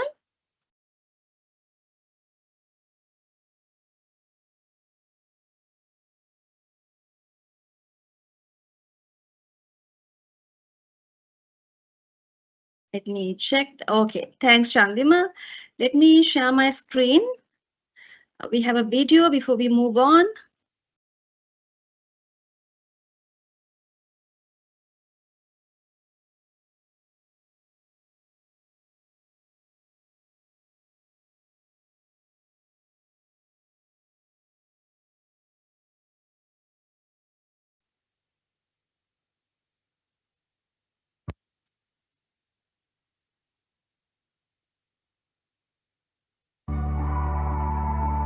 I hope it's audible. Yes.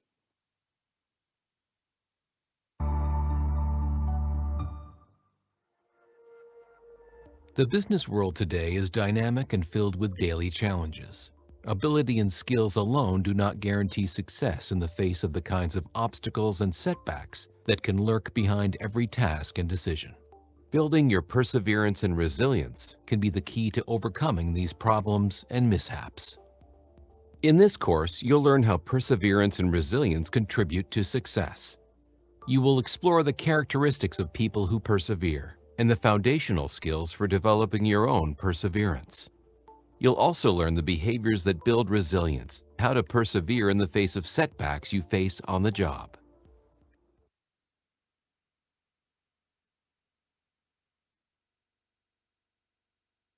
Disappointments and even failures. It's about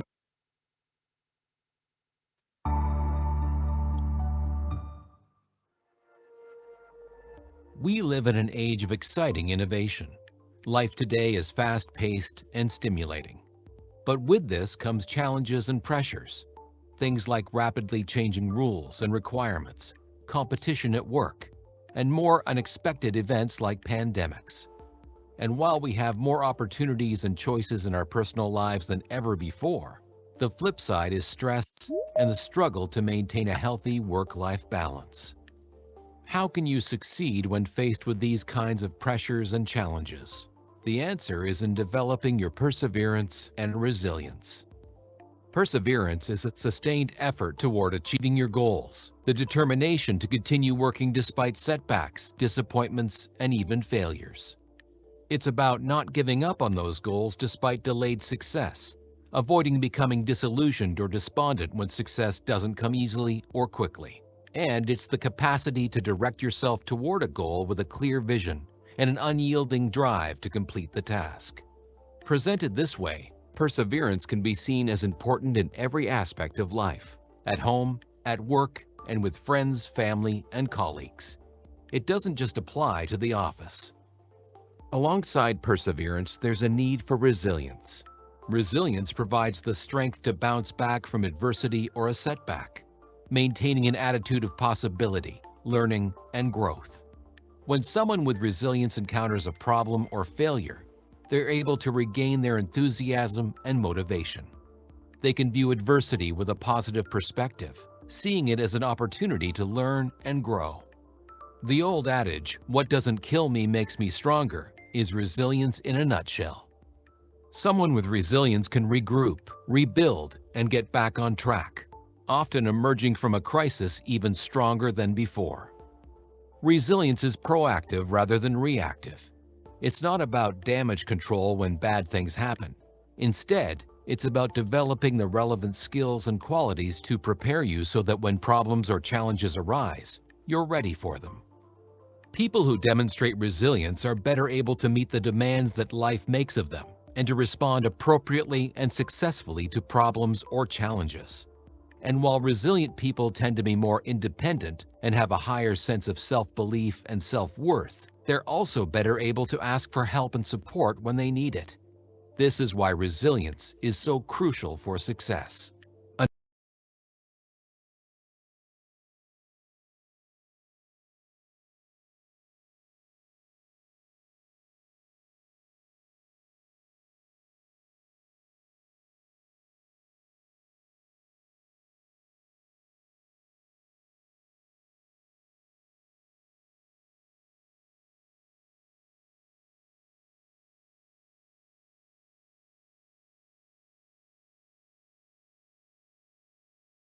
Okay, because of the time, I will quickly go to my slides.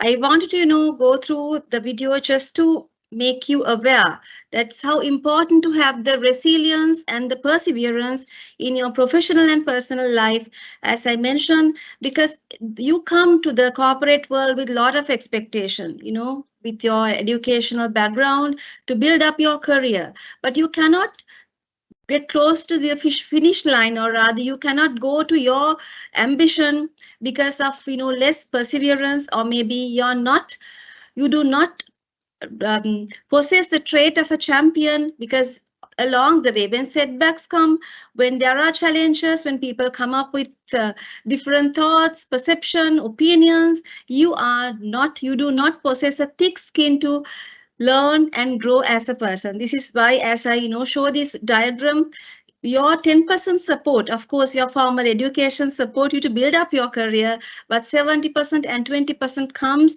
from your job or on the job, and also from your stakeholders. So make sure to have your perseverance and to have the thick skin when you are in the journey in terms of growing as a person. Okay. So then my last few slides, or rather last slide, is about, now we discuss about how important to have a growth mindset, and how what we can change, or whether you can change your mindset through getting feedback and learning, and also on the job experiences, how you can build up your growth mindset. So my question is, sometimes you may be thinking after listening to all, can I change my mindset? Because I'm going through my work environment is tough. I have a lot of deadlines. I have KPIs to drive. My scope is big. I'm a newcomer. I have to learn a lot. So much of work pressure, or maybe in personal front, I have so many challenges as a person. So it's not always to have that open mindset. It's not always easy to have that growth mindset. So you may be thinking, whether is it possible? Now, if I go back to my very first example, moving from the existing workplace to a new environment, to experience collaborative workspace and the open office concept, I had list of negative or other challenges or concerns came from the team. So we addressed each and everything. So the same people, then after 6 months or 1 year, they started to appreciate the fact that this change made them to be a different person in terms of the thinking personally and professionally. So here, what you have to think about is just when you come across any such experience, go through it. And at the end, of course, you will realize that you can change your mindset. You have to change at first place, and then you can change your mindset as an individual. It's not a though we have the fixed mindset, if we come out of it, it's of course a very open mindset. So you may be thinking, okay, if I change the way I'm thinking, if I change my perception, so what are the benefits I can get? There are a list of things I can of course share, but with the limited time, I will quickly go through a few. The number one is discernment. You will be able to understand the difference. If you are wearing the growth mindset hat, you will be able to understand the difference. You will be able to sense the difference. Discernment comes on the top. The moment you come out of your comfort zone, the moment you come out of your fixed mindset, you will be able to experience the discernment and of course the creativity, because you are a person with different perception. You look at things in a different way. So the creativity comes in. And you can always comes with different insights. That gives you different insights because your mindset is open and you are a resilient person. So these things comes definitely. These traits help you to grow personally and professionally. If I recall my very first sentence, I have seen people who have been progressed in their career very fast, very soon. As same way, I have seen people who are not progressing in the same pace, but with the same qualifications. Maybe, university, schools, good background, but still the progress is very low. Whereas some people, it's kind of a very mediocre level. So the difference as a HR experienced person. So difference comes not from the university, whether they are coming from Harvard or local university. That's not the difference. Whether they are coming from Columbus school or a rural school or a international school, that is not the difference. Difference always comes from the mindset you possess as an individual. Right. All right. Any questions?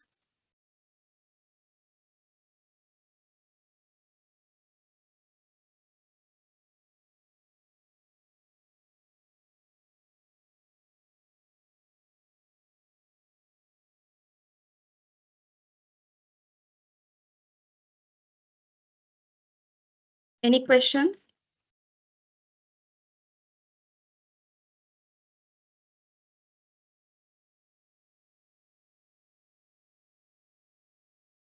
Once again, sorry about the technical glitch we had to experience.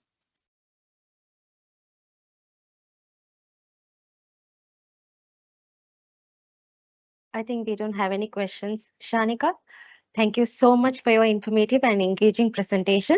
Your insights were truly valuable and thought-provoking. We appreciate you taking the time to share your knowledge with us. Thank you. Thank you, BISTEC team, for having me. Thank you. Up next, we have the parallel track sessions. So we have 4 amazing speakers lined up to share their expertise. Once again, for the marketing session, we have Amitha Marasinghe, then Indika Zoysa for the software session. For the accounting session, we have Desmond Vancuylenberg. And for the operations session, we have Kavitha Gunasekara.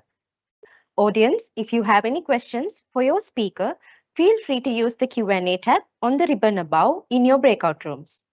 Now, you all will be automatically directed to the breakout room that you have registered during the registration process.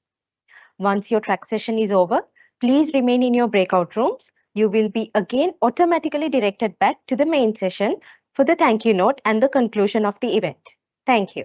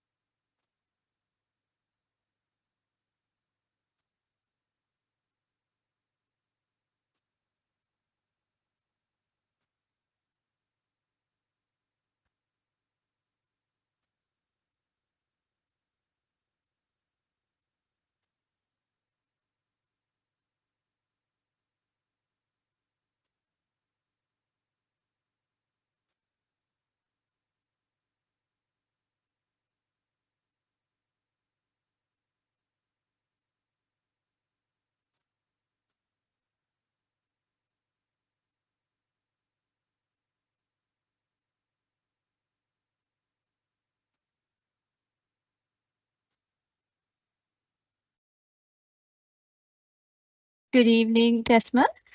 Good evening. Good evening. It's Okay. been a challenge. Yes. Okay. Today we are going to learn an interesting topic from our guest speaker, Desmond Vancuylenberg. It is all about digital assets and use of them. In simple terms, about cryptocurrencies. With over 18 years of experience in finance and auditing, he currently serves as a CFO of Lancome Group's Hotels Division. Desmond is an expert in digital assets and crypto platforms, including centralized exchanges and on-chain decentralized exchanges. Please welcome Desmond Vancuylenberg, our Counting Track Session speaker. Over to you, Desmond. Thank you, Chatrika. Thank you for that nice introduction. Okay, just to start the session, I will start it with a video. Let me share my screen first.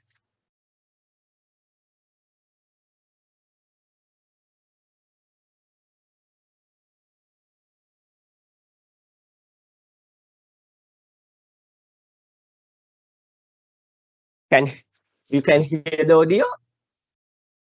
Can see the video and the audio? Yes, video and the audio I can see. The audience, can you confirm? Audience said it is not possible. They cannot see. They cannot Yeah. see, huh? They cannot see.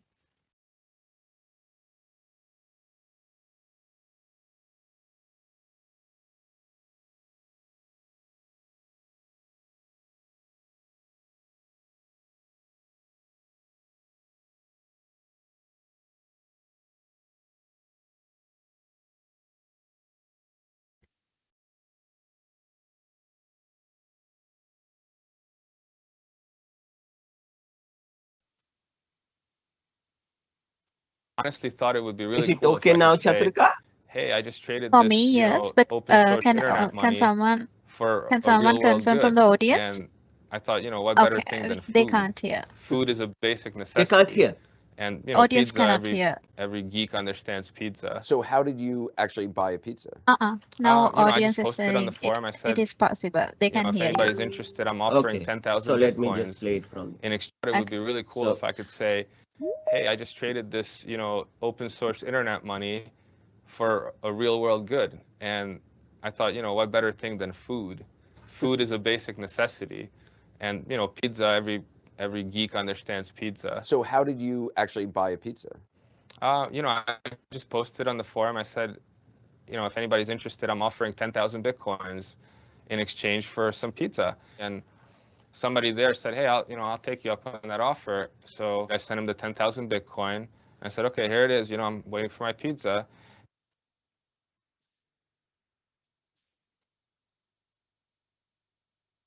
Stands pizza. So how did you Up on that offer? So I sent him the 10,000 bitcoin. I said, okay, here it is. You know, I'm waiting for my pizza. And, you know, he phoned it in, he paid with his credit card, and the pizza showed up at my door. Okay. Why I played that video was that's the most expensive pizza that has ever been eaten. One pizza was about $90 million in today's value of a Bitcoin because he paid 10,000 BTC for 3 pizzas. So this is why we have a pizza day somewhere in January. We celebrate the crypto community celebrates that pizza day. This is the guy who actually paid 10,000 Bitcoins for 3 pizzas, which is like 570 million in today's value, dollars. Huh? So, right. With that, I actually will take you through what we are going to talk today in this session.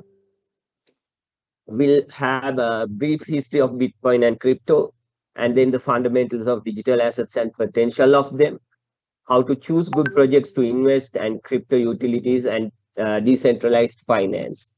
So is there anyone who has already invested in crypto in this forum? I mean, you can put your comments on the chat box, please. Honestly thought it would be really Right. Anyways,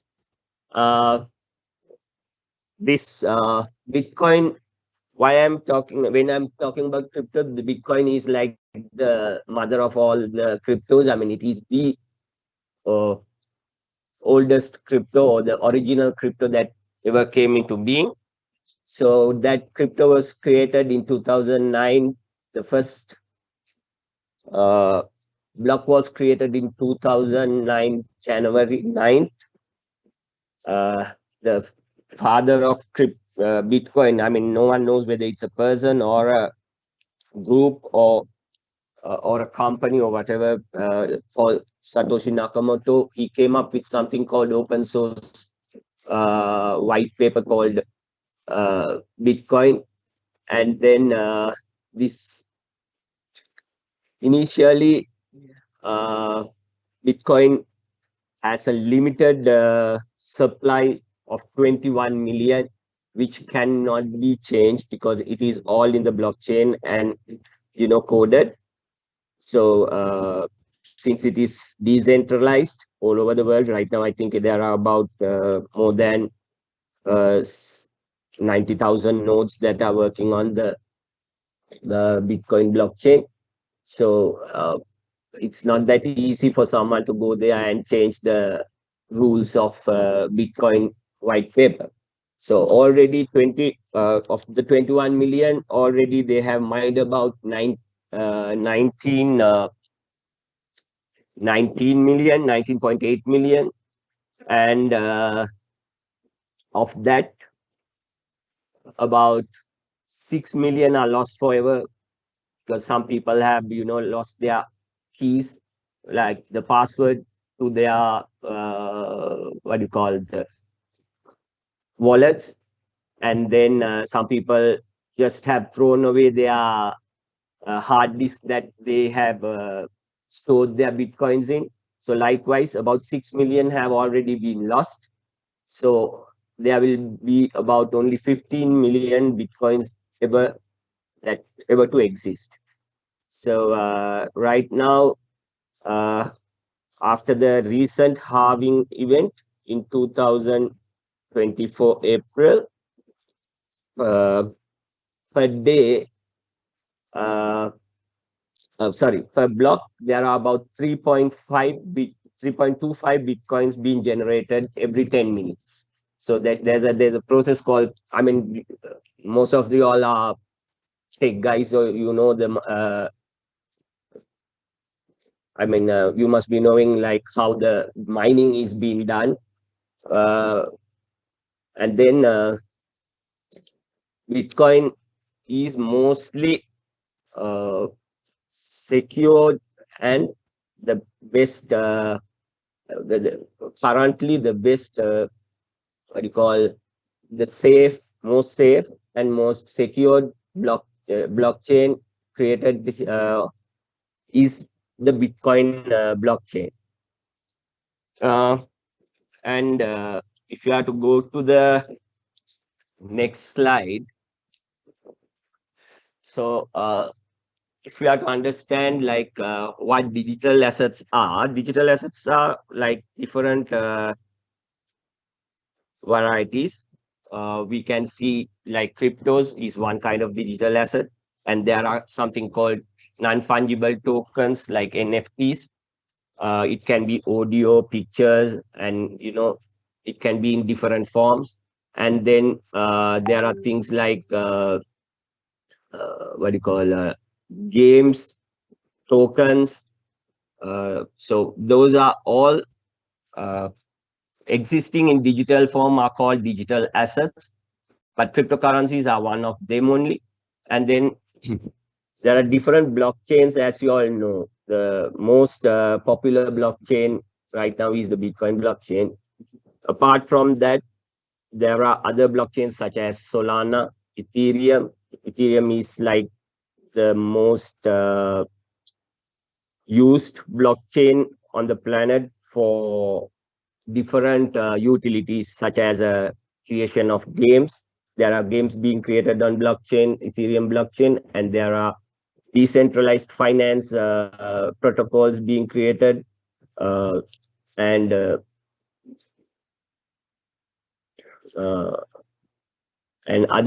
blockchains can be Cardano and Solana. Solana is like currently the most popular blockchain actually, because it is the most cheapest. So Ethereum, though it is the most safest, and the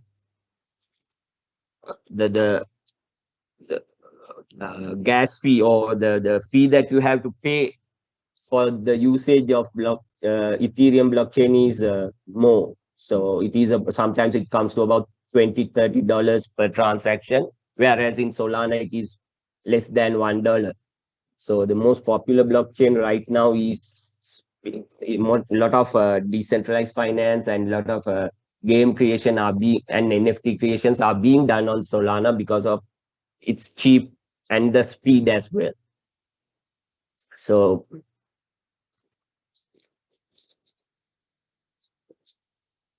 some of the salient features of blockchain is one is security and the stability, scalability, the speed, the TPS, the transaction per second is another, and the supply, decentralization of the blockchain, like whether it is centrally managed or decentralized. When you talk about decentralization, most decentralized blockchain is Bitcoin. I mean, nothing else comes closer. Since this is more of a, I want to give you more of a practical kind of a thing, I will just browse through those things, and then we will look at the centralized exchanges and decentralized exchanges, and what we can do in DeFi, and what wallets we can get to work with those. So first, just to see myths and facts about digital assets, like primary use for illicit activities, but it is not actually the case, because no one will be using digital assets or blockchain if they don't want to leave any trail of what they have done, because everything gets recorded on the blockchain. So if you do something, if you do something that goes against the law, you don't want any records. So most of the people who are uh, into illicit activities, they will not actually use blockchain if they don't want to leave any traces. They don't have a value, some people say, but it is not the case, because there are valuation models built based on the cryptocurrencies, like there is something called stock to flow valuation model, which is been used to value gold. It has been developed to value BTC as well, because of its when I say BTC, it is Bitcoin as well, because of its limited supply, and it is more it shares more qualities with gold, and because of the limited supply, as well as the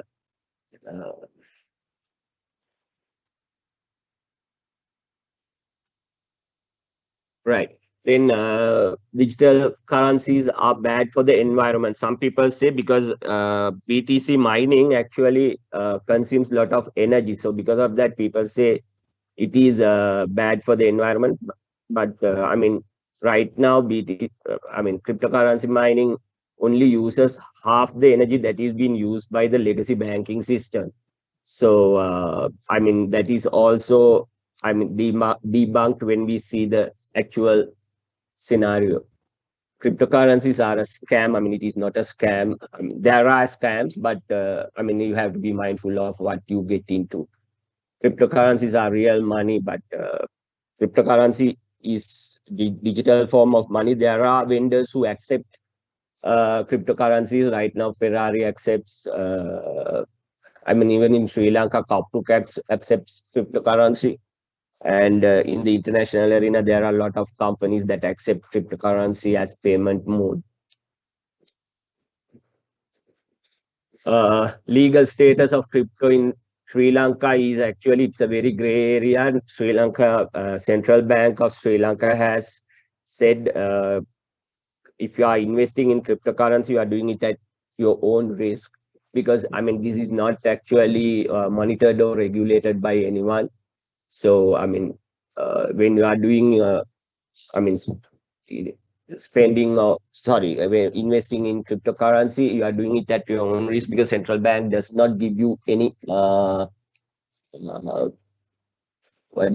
any safety net as if something happens, because in Sri Lanka, the central bank does not endorse cryptocurrency. The only country in the world that endorses cryptocurrency as its the mode of payment is El Salvador. That's the only country in the world that has made crypto or Bitcoin the legal tender. So there are some countries who has banned cryptocurrency as well. Countries like Turkey, China, and Qatar. But though mainland China banned cryptocurrency 2 years ago, to 2021, I believe. Now they in Bangkok, in Hong Kong, they have actually legalized, and now cryptocurrency exchanges are being put up, and the legal even exchange traded fund for Bitcoin has been approved and being traded there as well. So China may also move in, and they might legalize crypto somewhere down the line. Is cryptocurrency a spam or a pyramid? it in itself is not a scam or a pyramid, and Sri Lanka has seen a lot of pyramids and scams. I mean, one of them was recent one I can recall is like on Max, and then sports chain, because of the people did not know what actually cryptocurrency is. Then what bad actors do is they just move in and talk to people and try to get money, and because not many people do understand what cryptocurrency is. I mean, if you want to invest in cryptocurrency, you don't need to go through any scheme like a pyramid scheme or anything like that, because you can always open your account on your exchange like Binance. I mean, I suggest Binance. It is the largest cryptocurrency exchange in the world, so it is safer and much more convenient for you all to deal with crypto if you are doing it with Binance. So I mean, crypto is not a pyramid or a scam per se, because I mean, people can come up with scams and pyramids, of course, but then crypto is not pyramid or a scam. You can see the screen. These are some of the vendors who are accepting payment in crypto. People like Burger King, Uber, not in Sri Lanka, of course. These are mostly in the US. So,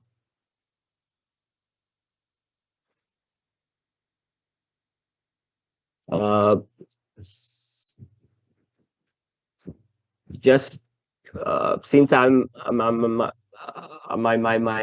session is into accounting as well, I thought how just to give you an idea of how the cryptocurrency investments are being accounted for in the accounts, just to show you, because IFRS and US GAAP,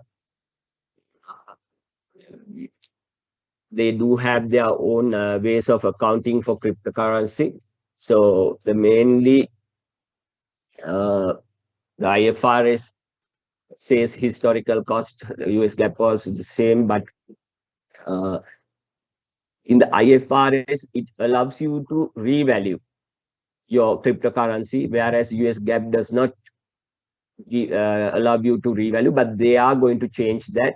And the revaluation, I mean, according to the US GAAP also now, the revaluation will be approved. And because of the companies there are companies like MicroStrategy who has invested in about almost 1 million Bitcoins. So that's a listed company. So they have actually lobbied to the stock exchange in the US to allow them to revalue their Bitcoin holdings, which has been actually approved.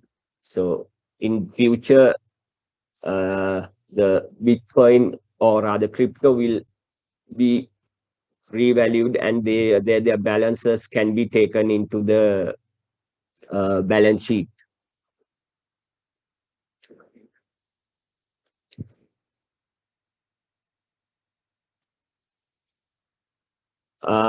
There are some big companies in the world who are like asset managers. I mean, we all would have heard about BlackRock, Fidelity. These guys are asset managers who have like 10 trillion assets under management. BlackRock has, Fidelity has about 5 trillion assets under management.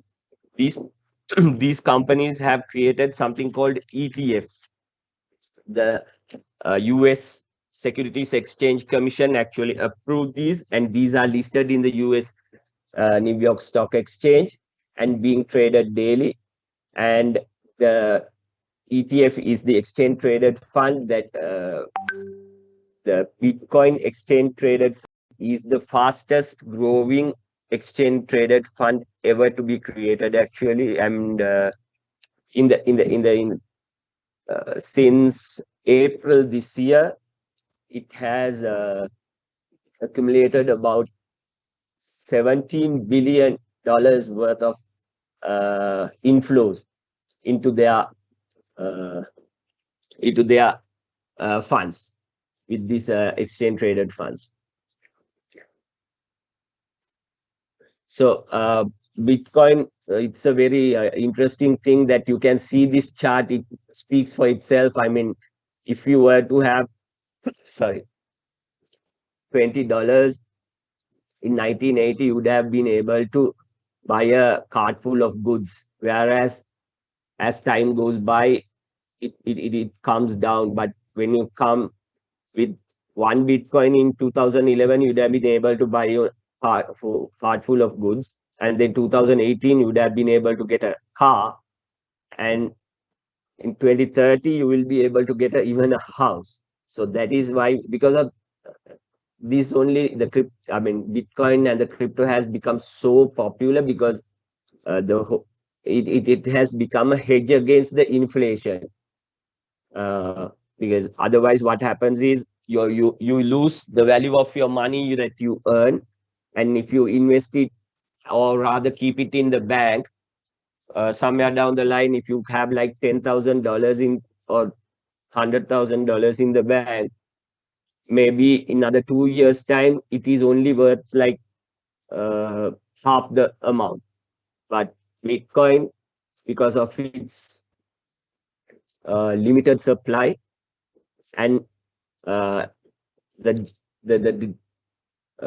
ever-growing demand, the value goes high. The money, your fiat currency, what happens is all the central banks all over the world are printing money for their expenditure. So because of that, the fiat currency value, the value keeps on coming down, and with inflation, the amount of goods that you can buy with your fiat currency goes down.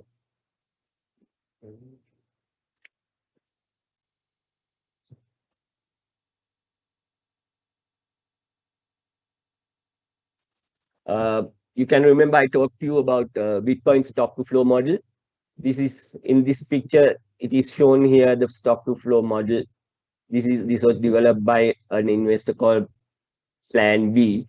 His nickname is Plan B, a Dutch investor.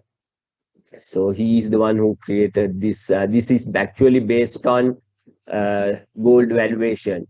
So the stock to flow model was originally created for gold. So what he did was he took that model and applied it to Bitcoin because Bitcoin is also treated as a store of value as well as it has a limited supply. So according to this, actually in 2035, the Bitcoin value should be about 1 million, but you never know. People are giving values. There are some crazy values being thrown by different analysts because of the high demand and the limited supply.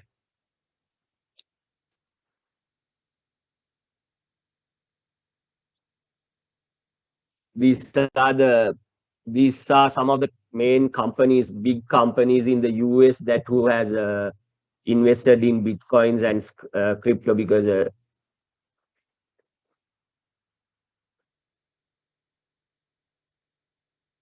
when it comes to Bitcoin, crypto generation, there are mainly two ways of creating cryptocurrency. One is the proof of work, which is the mining method of doing it, and the other one is proof of stake. So actually, the biggest proof of work cryptocurrency is Bitcoin.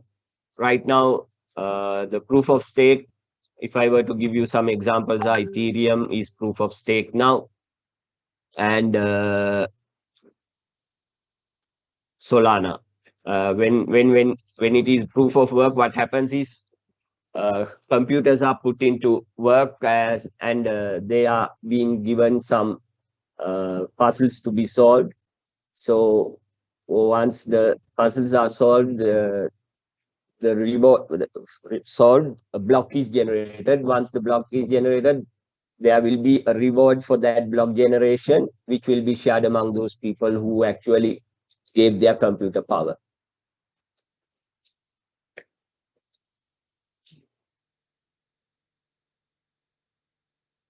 Right now, per block, it is 3.5 Bitcoins. Originally, it was 50 because there is something called halving event. Every 4 years, what happens is a block, the reward given for a block generation keeps on halving. So when the Bitcoin started, it was 50, and then it became to 25, 2016. Then 2020, sorry, 2012, 25, 2016, 12.5, 2020, 6.25, and 2024, 3.25.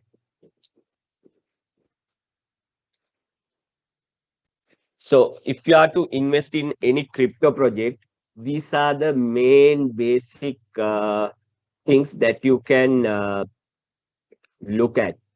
So one is do your research and never invest more than you can afford to lose. That is one of the cardinal rules of investing in crypto, because crypto is very volatile. Like, please do not take a loan of 100,000 or 200,000 rupees and try to go and invest in crypto.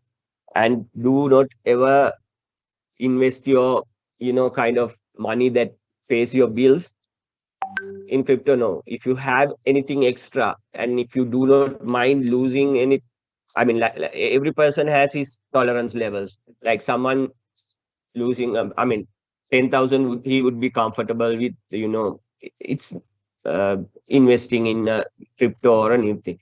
But I'm not saying that you are going to lose everything, but unless you practice caution, you might get into, because crypto sphere is a very how should I say?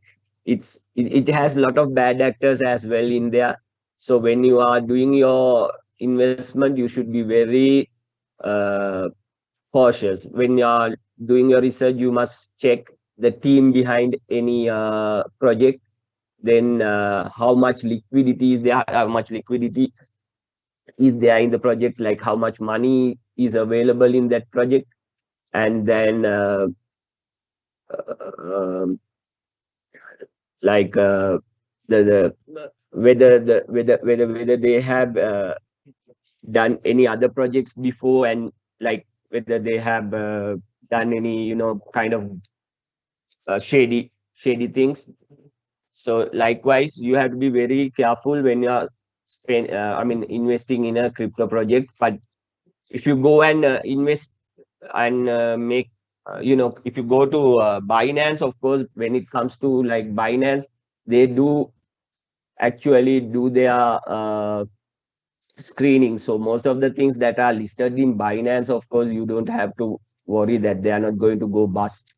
But when you are investing in the decentralized finance that I'm going to talk about next, you have to be very careful. Choose a reliable exchange. Diversify your portfolio. Like there are different types of cryptocurrencies. Like there are cryptocurrencies that are like Bitcoin, and then the altcoins. There are different cryptocurrencies. Meme coins, they don't have any utilities. Meme coins are you would have heard a coin called Dogecoin and Shiba Inu. Those are meme coins. Actually, they don't have any utilities. It is just a social how should I say? It's just the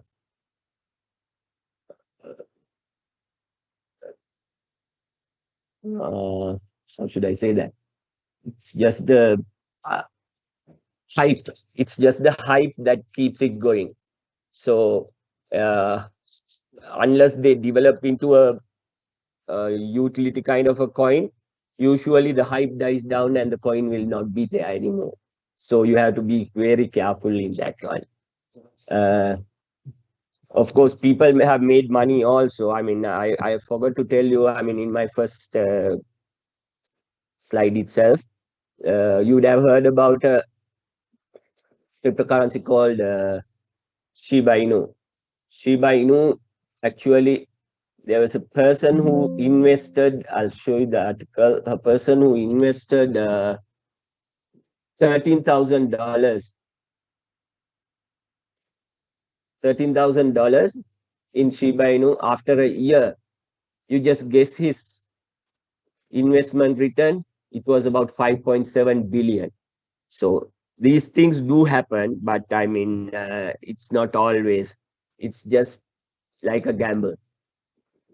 So when you are investing in what you call meme coins, be careful.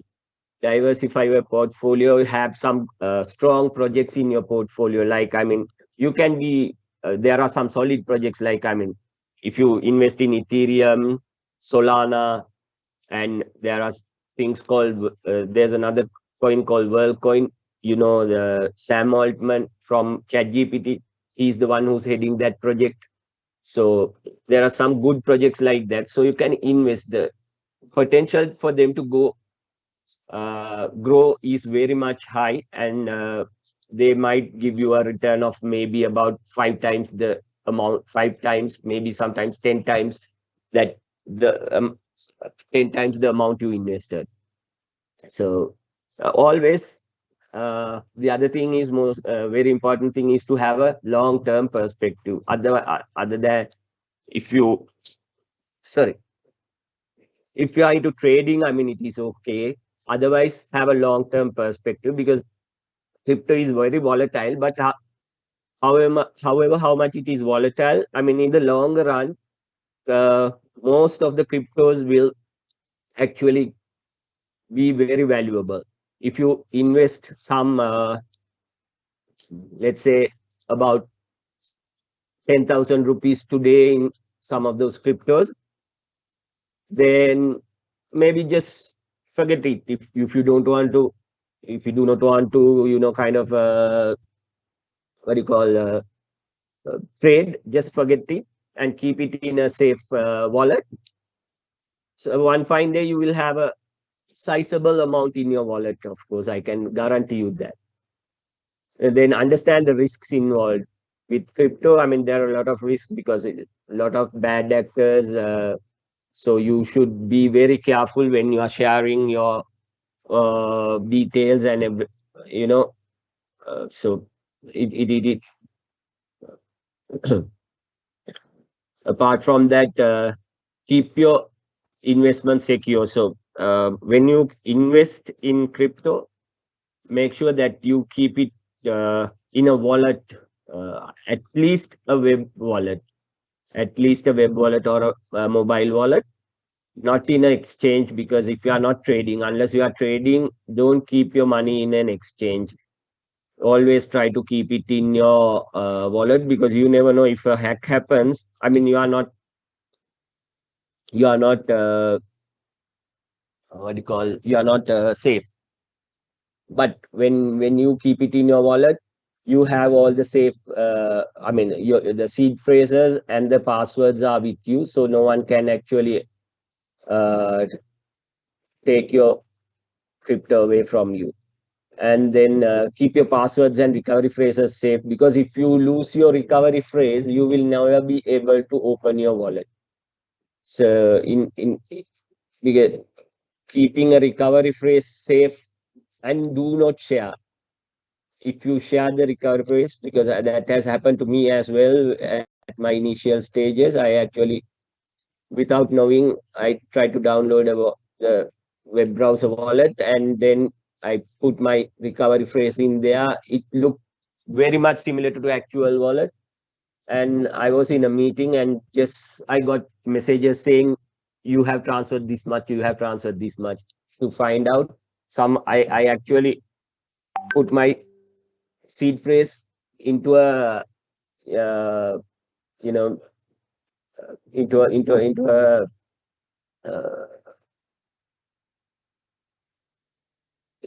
web browser wallet created by a bad actor.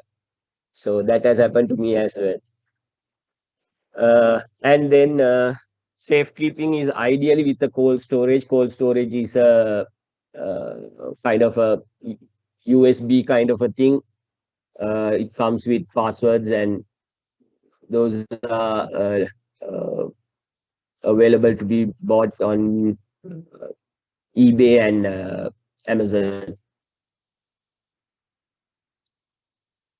Basically, why do we need to learn about crypto and adopt it? Is it's a new technology movement, and then it actually eases your life. I mean, if I were to share with you, sometimes if you want to transfer some money to a friend abroad, you can. If you have to do it through the bank, it takes like 3 days.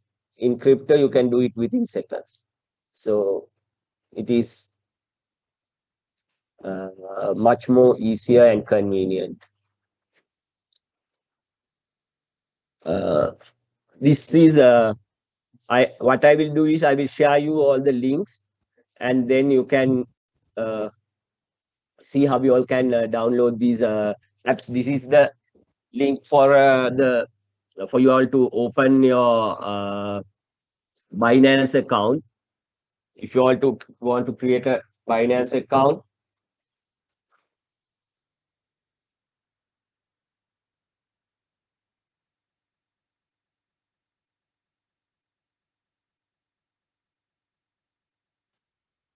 so it is straightforward. Once you go here, you give your email address and phone number, and then you log in with your Google. But what you'll have to do is afterwards, you will have to do a KYC, know your customer kind of a process, where you will have to give your passport and then take pictures and verify that it is actually you. And then only your account get activated, and then you can. Otherwise, what happens is you can't deposit or withdraw money from your Binance account.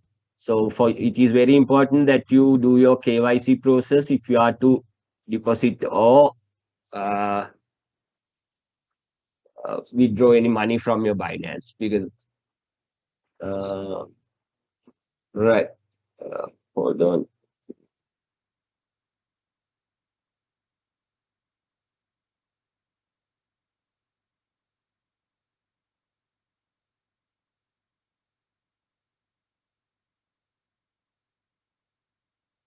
These are the web wallets I was talking about. Mostly, these two are very popular when it comes to multi-chain wallets. Trust Wallet is one of the most popular wallets. So you can just go to this link and create your Trust Wallet. Those things are very straightforward once you get the link. I mean, Chaturika, will I be able to share those links with the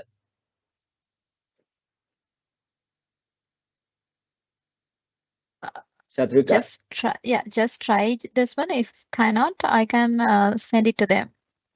Yeah, what I can do is, I mean, I will give you the presentation, and then the links are there. They can use those links to go to the.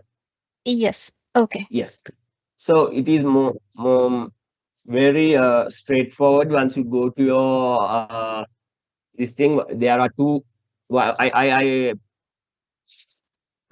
it's better to have the mobile app actually rather than the extension.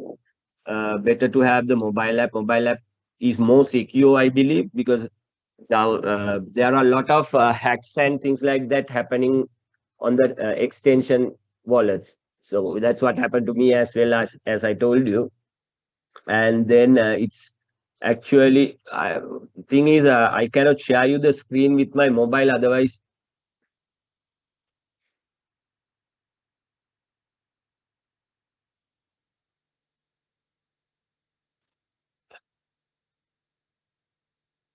Right. So likewise, you can download the Trust Wallet, and then in there you can find different.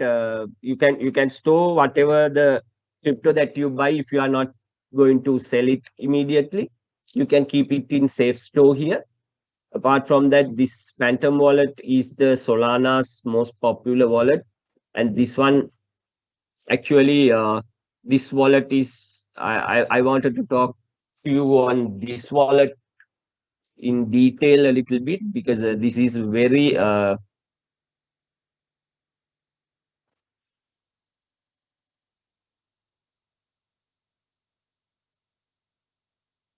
this is the Phantom wallet browser I have downloaded.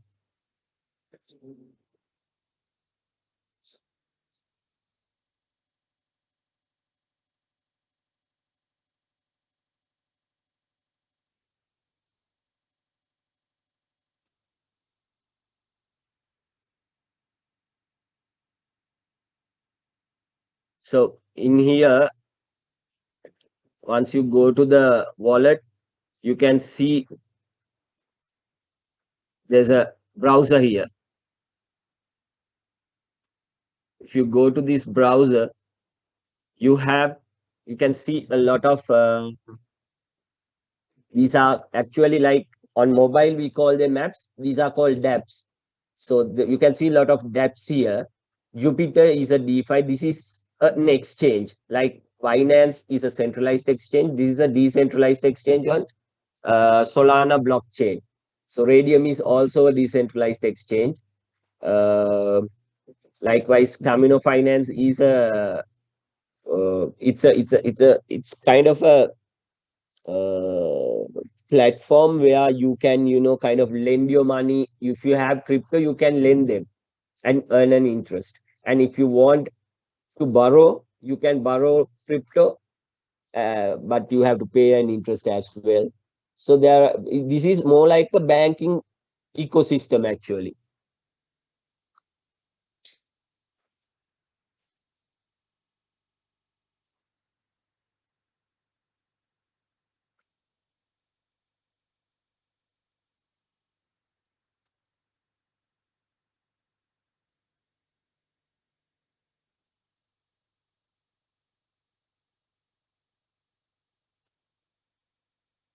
Right. So on Solana, you can download the Phantom wallet. I would show you one DEX on Solana. Let me just take you to that. This DEX is a decentralized exchange, which is actually on the blockchain. So I'll show you what happens on a DEX, what we do. Yeah, like I told you, so Jupiter is a DEX.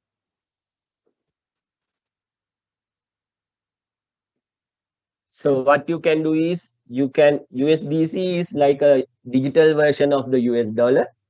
You can buy cryptocurrencies in here, like what are all the cryptocurrencies that have been generated on Solana blockchain. You can buy them here actually.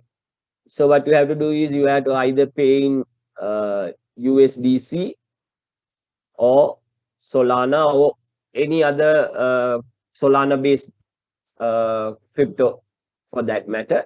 But for this transaction, you need to pay a transaction fee as well, that has to be paid in Solana. So for any transaction that you are going to execute on the DEX, this Jupiter DEX, you have to have a certain, at least $1 worth of Solana in your wallet, because otherwise the transaction will not go through. Like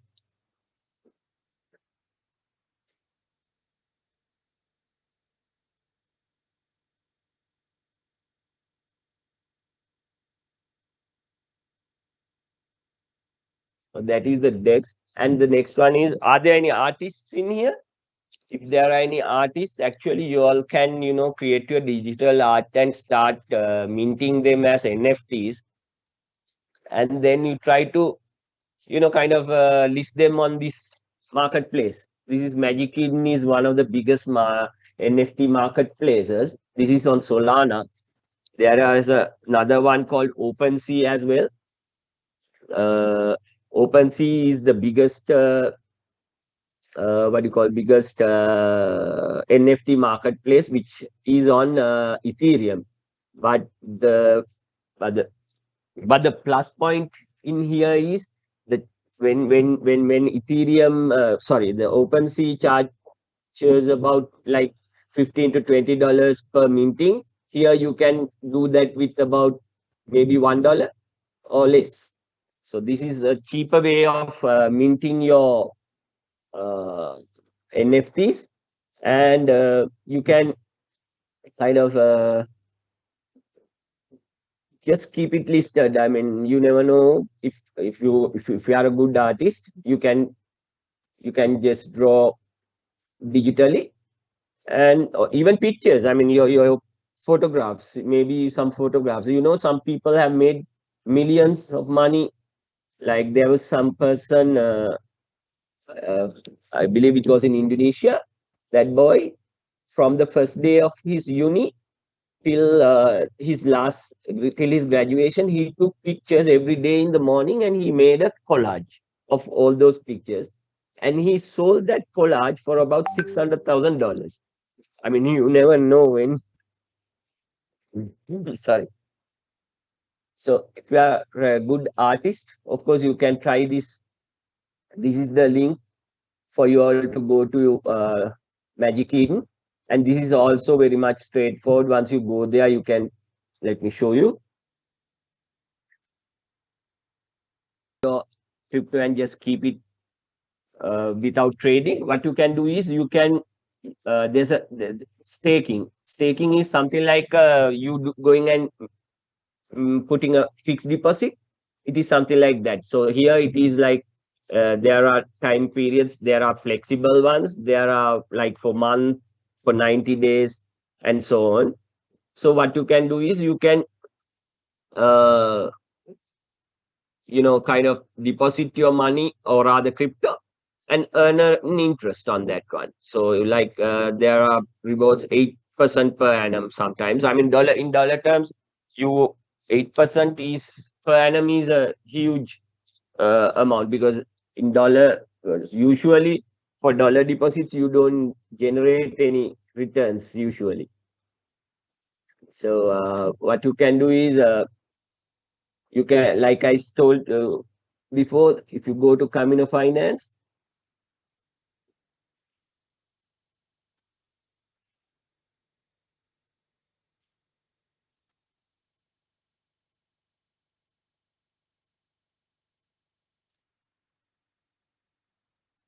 so once you come to Camino Finance, you can see borrow lend.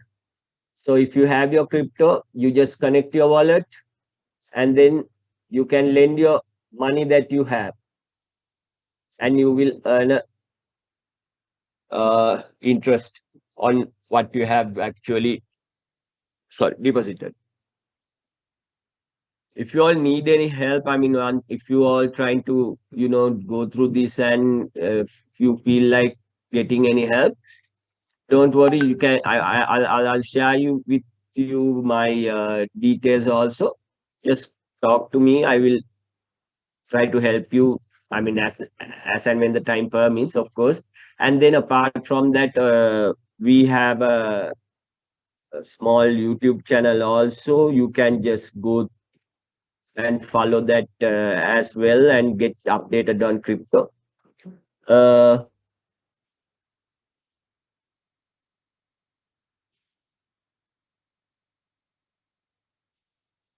And the other thing, the most interesting thing is airdrops. Airdrops is the like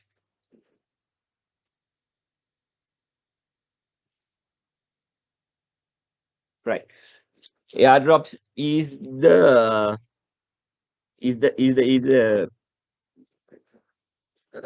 freebie version of crypto. Actually, what happens is if you kind of go and endorse any projects, sometimes what happens is they actually drop or give you their crypto free.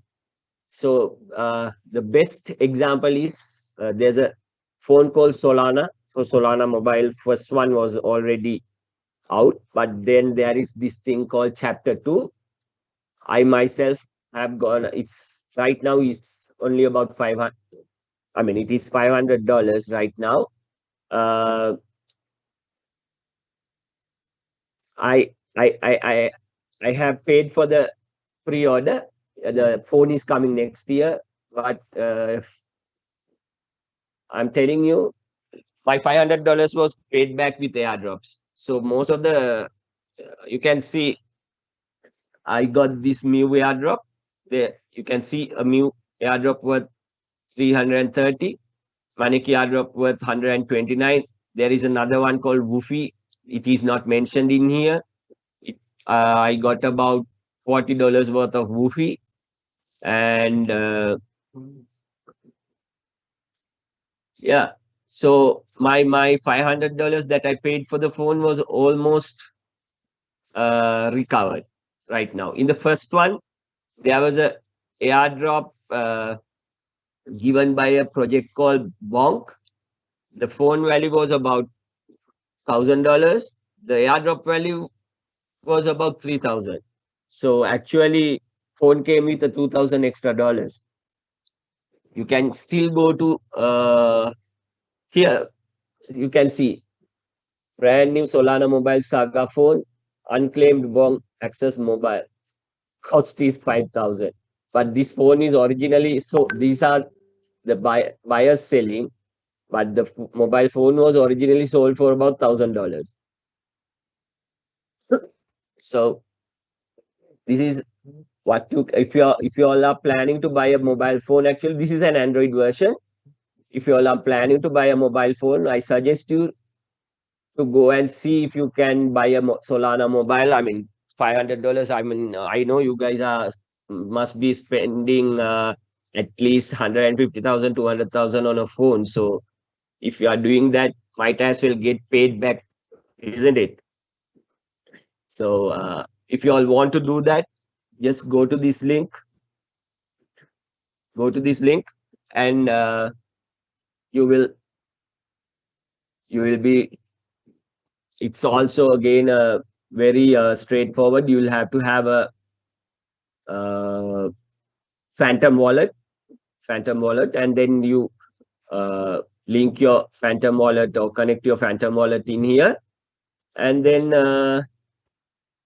you have some questionnaires and order filling. Then you're good to go. You make your payment, but the phone will be coming only next year. But by that time, you might be able to get some airdrops that will pay your initial investment back. So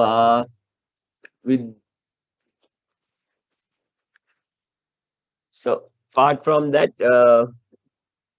I just wanted to talk to you on like possible career opportunities in crypto. Actually, there are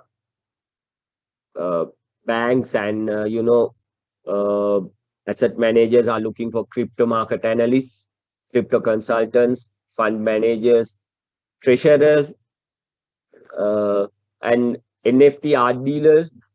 That is another profession, and it's freelancing actually. There are people who are being called as airdrop hunters. What they do is they go after airdrops and kind of try to go and whenever there is an airdrop or a new project is being launched, they go after that, and then what they do is they endorse that project, and there are some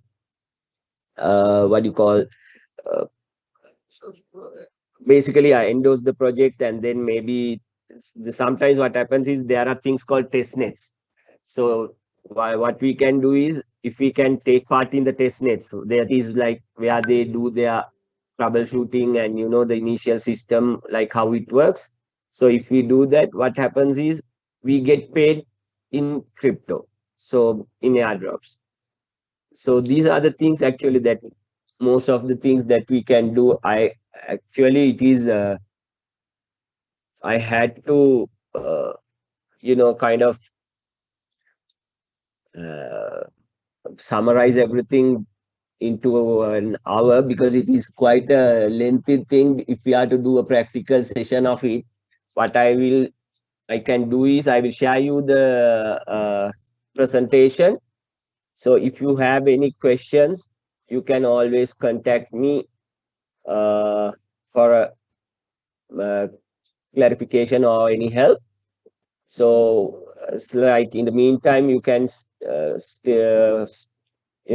to our CryptoBus YouTube channel. It gives you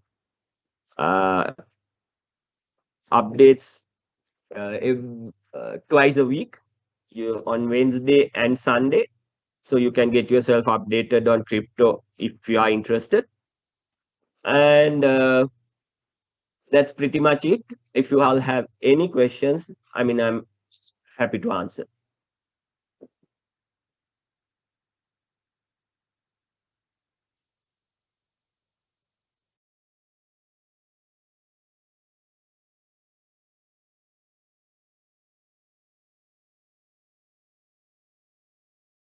You can use Q&A tab or a chat for this.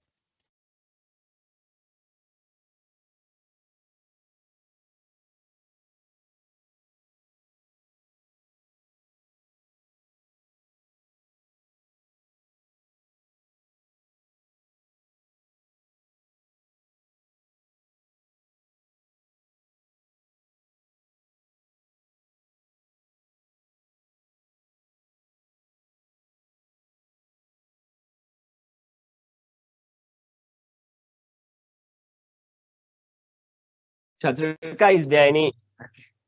Are there any?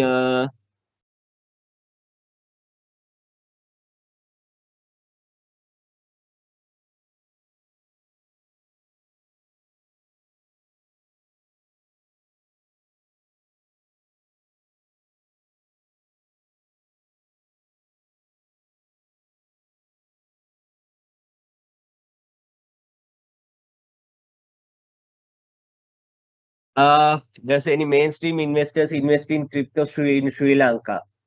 Not that I know, but people,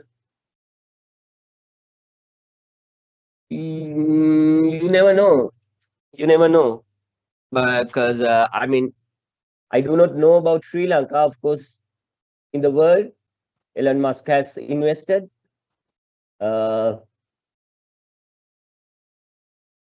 MicroStrategy, Michael Saylor has invested.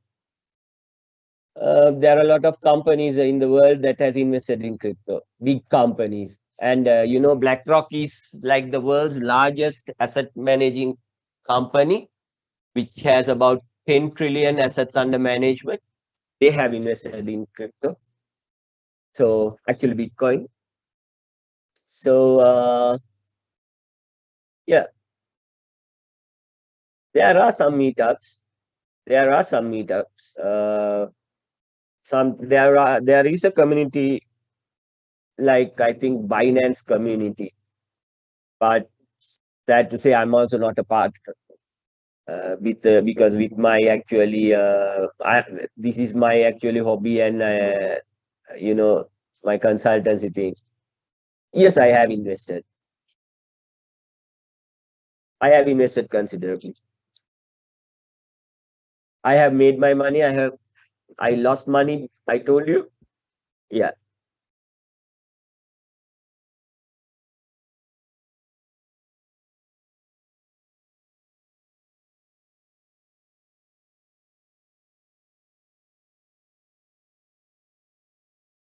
So Katrika, what I can do is I will if you share me your email, Chatrika, I will send you the Links and the presentation. Yes, my dear. Yes. Yes. Okay, I will do. Yeah. We'll do. Yes. We will share the Yeah. PPT. Yes, definitely. Okay. Thank you very much, audience, for the questions, and Desmond, for the valuable insights on digital assets and your time for us, especially. Hope everyone had a great session with a take-home message about digital assets for the future. And thank you for being in touch with us and waiting for us until the technical glitch sorted. That is somewhat uncontrollable at this juncture. We have a small request for you to fill up the feedback form that I am putting into the chat. Share your thoughts with us. All the thoughts are truly welcome. And this is the end of the Hearts Academy Day 2024. Thank you all for joining with us to make this success. Have a good evening to everyone. Thank you, Desmond. Thank you very much. Thank you for the team at BISTEC, and thank you the audience for your for joining for this session, and thanks BISTEC for giving me this opportunity. And take care, everyone. Enjoy your weekend. Thank you. Thank you again, Desmond. Thank you, Chatrika. Thank you, then. Take care. Okay, bye.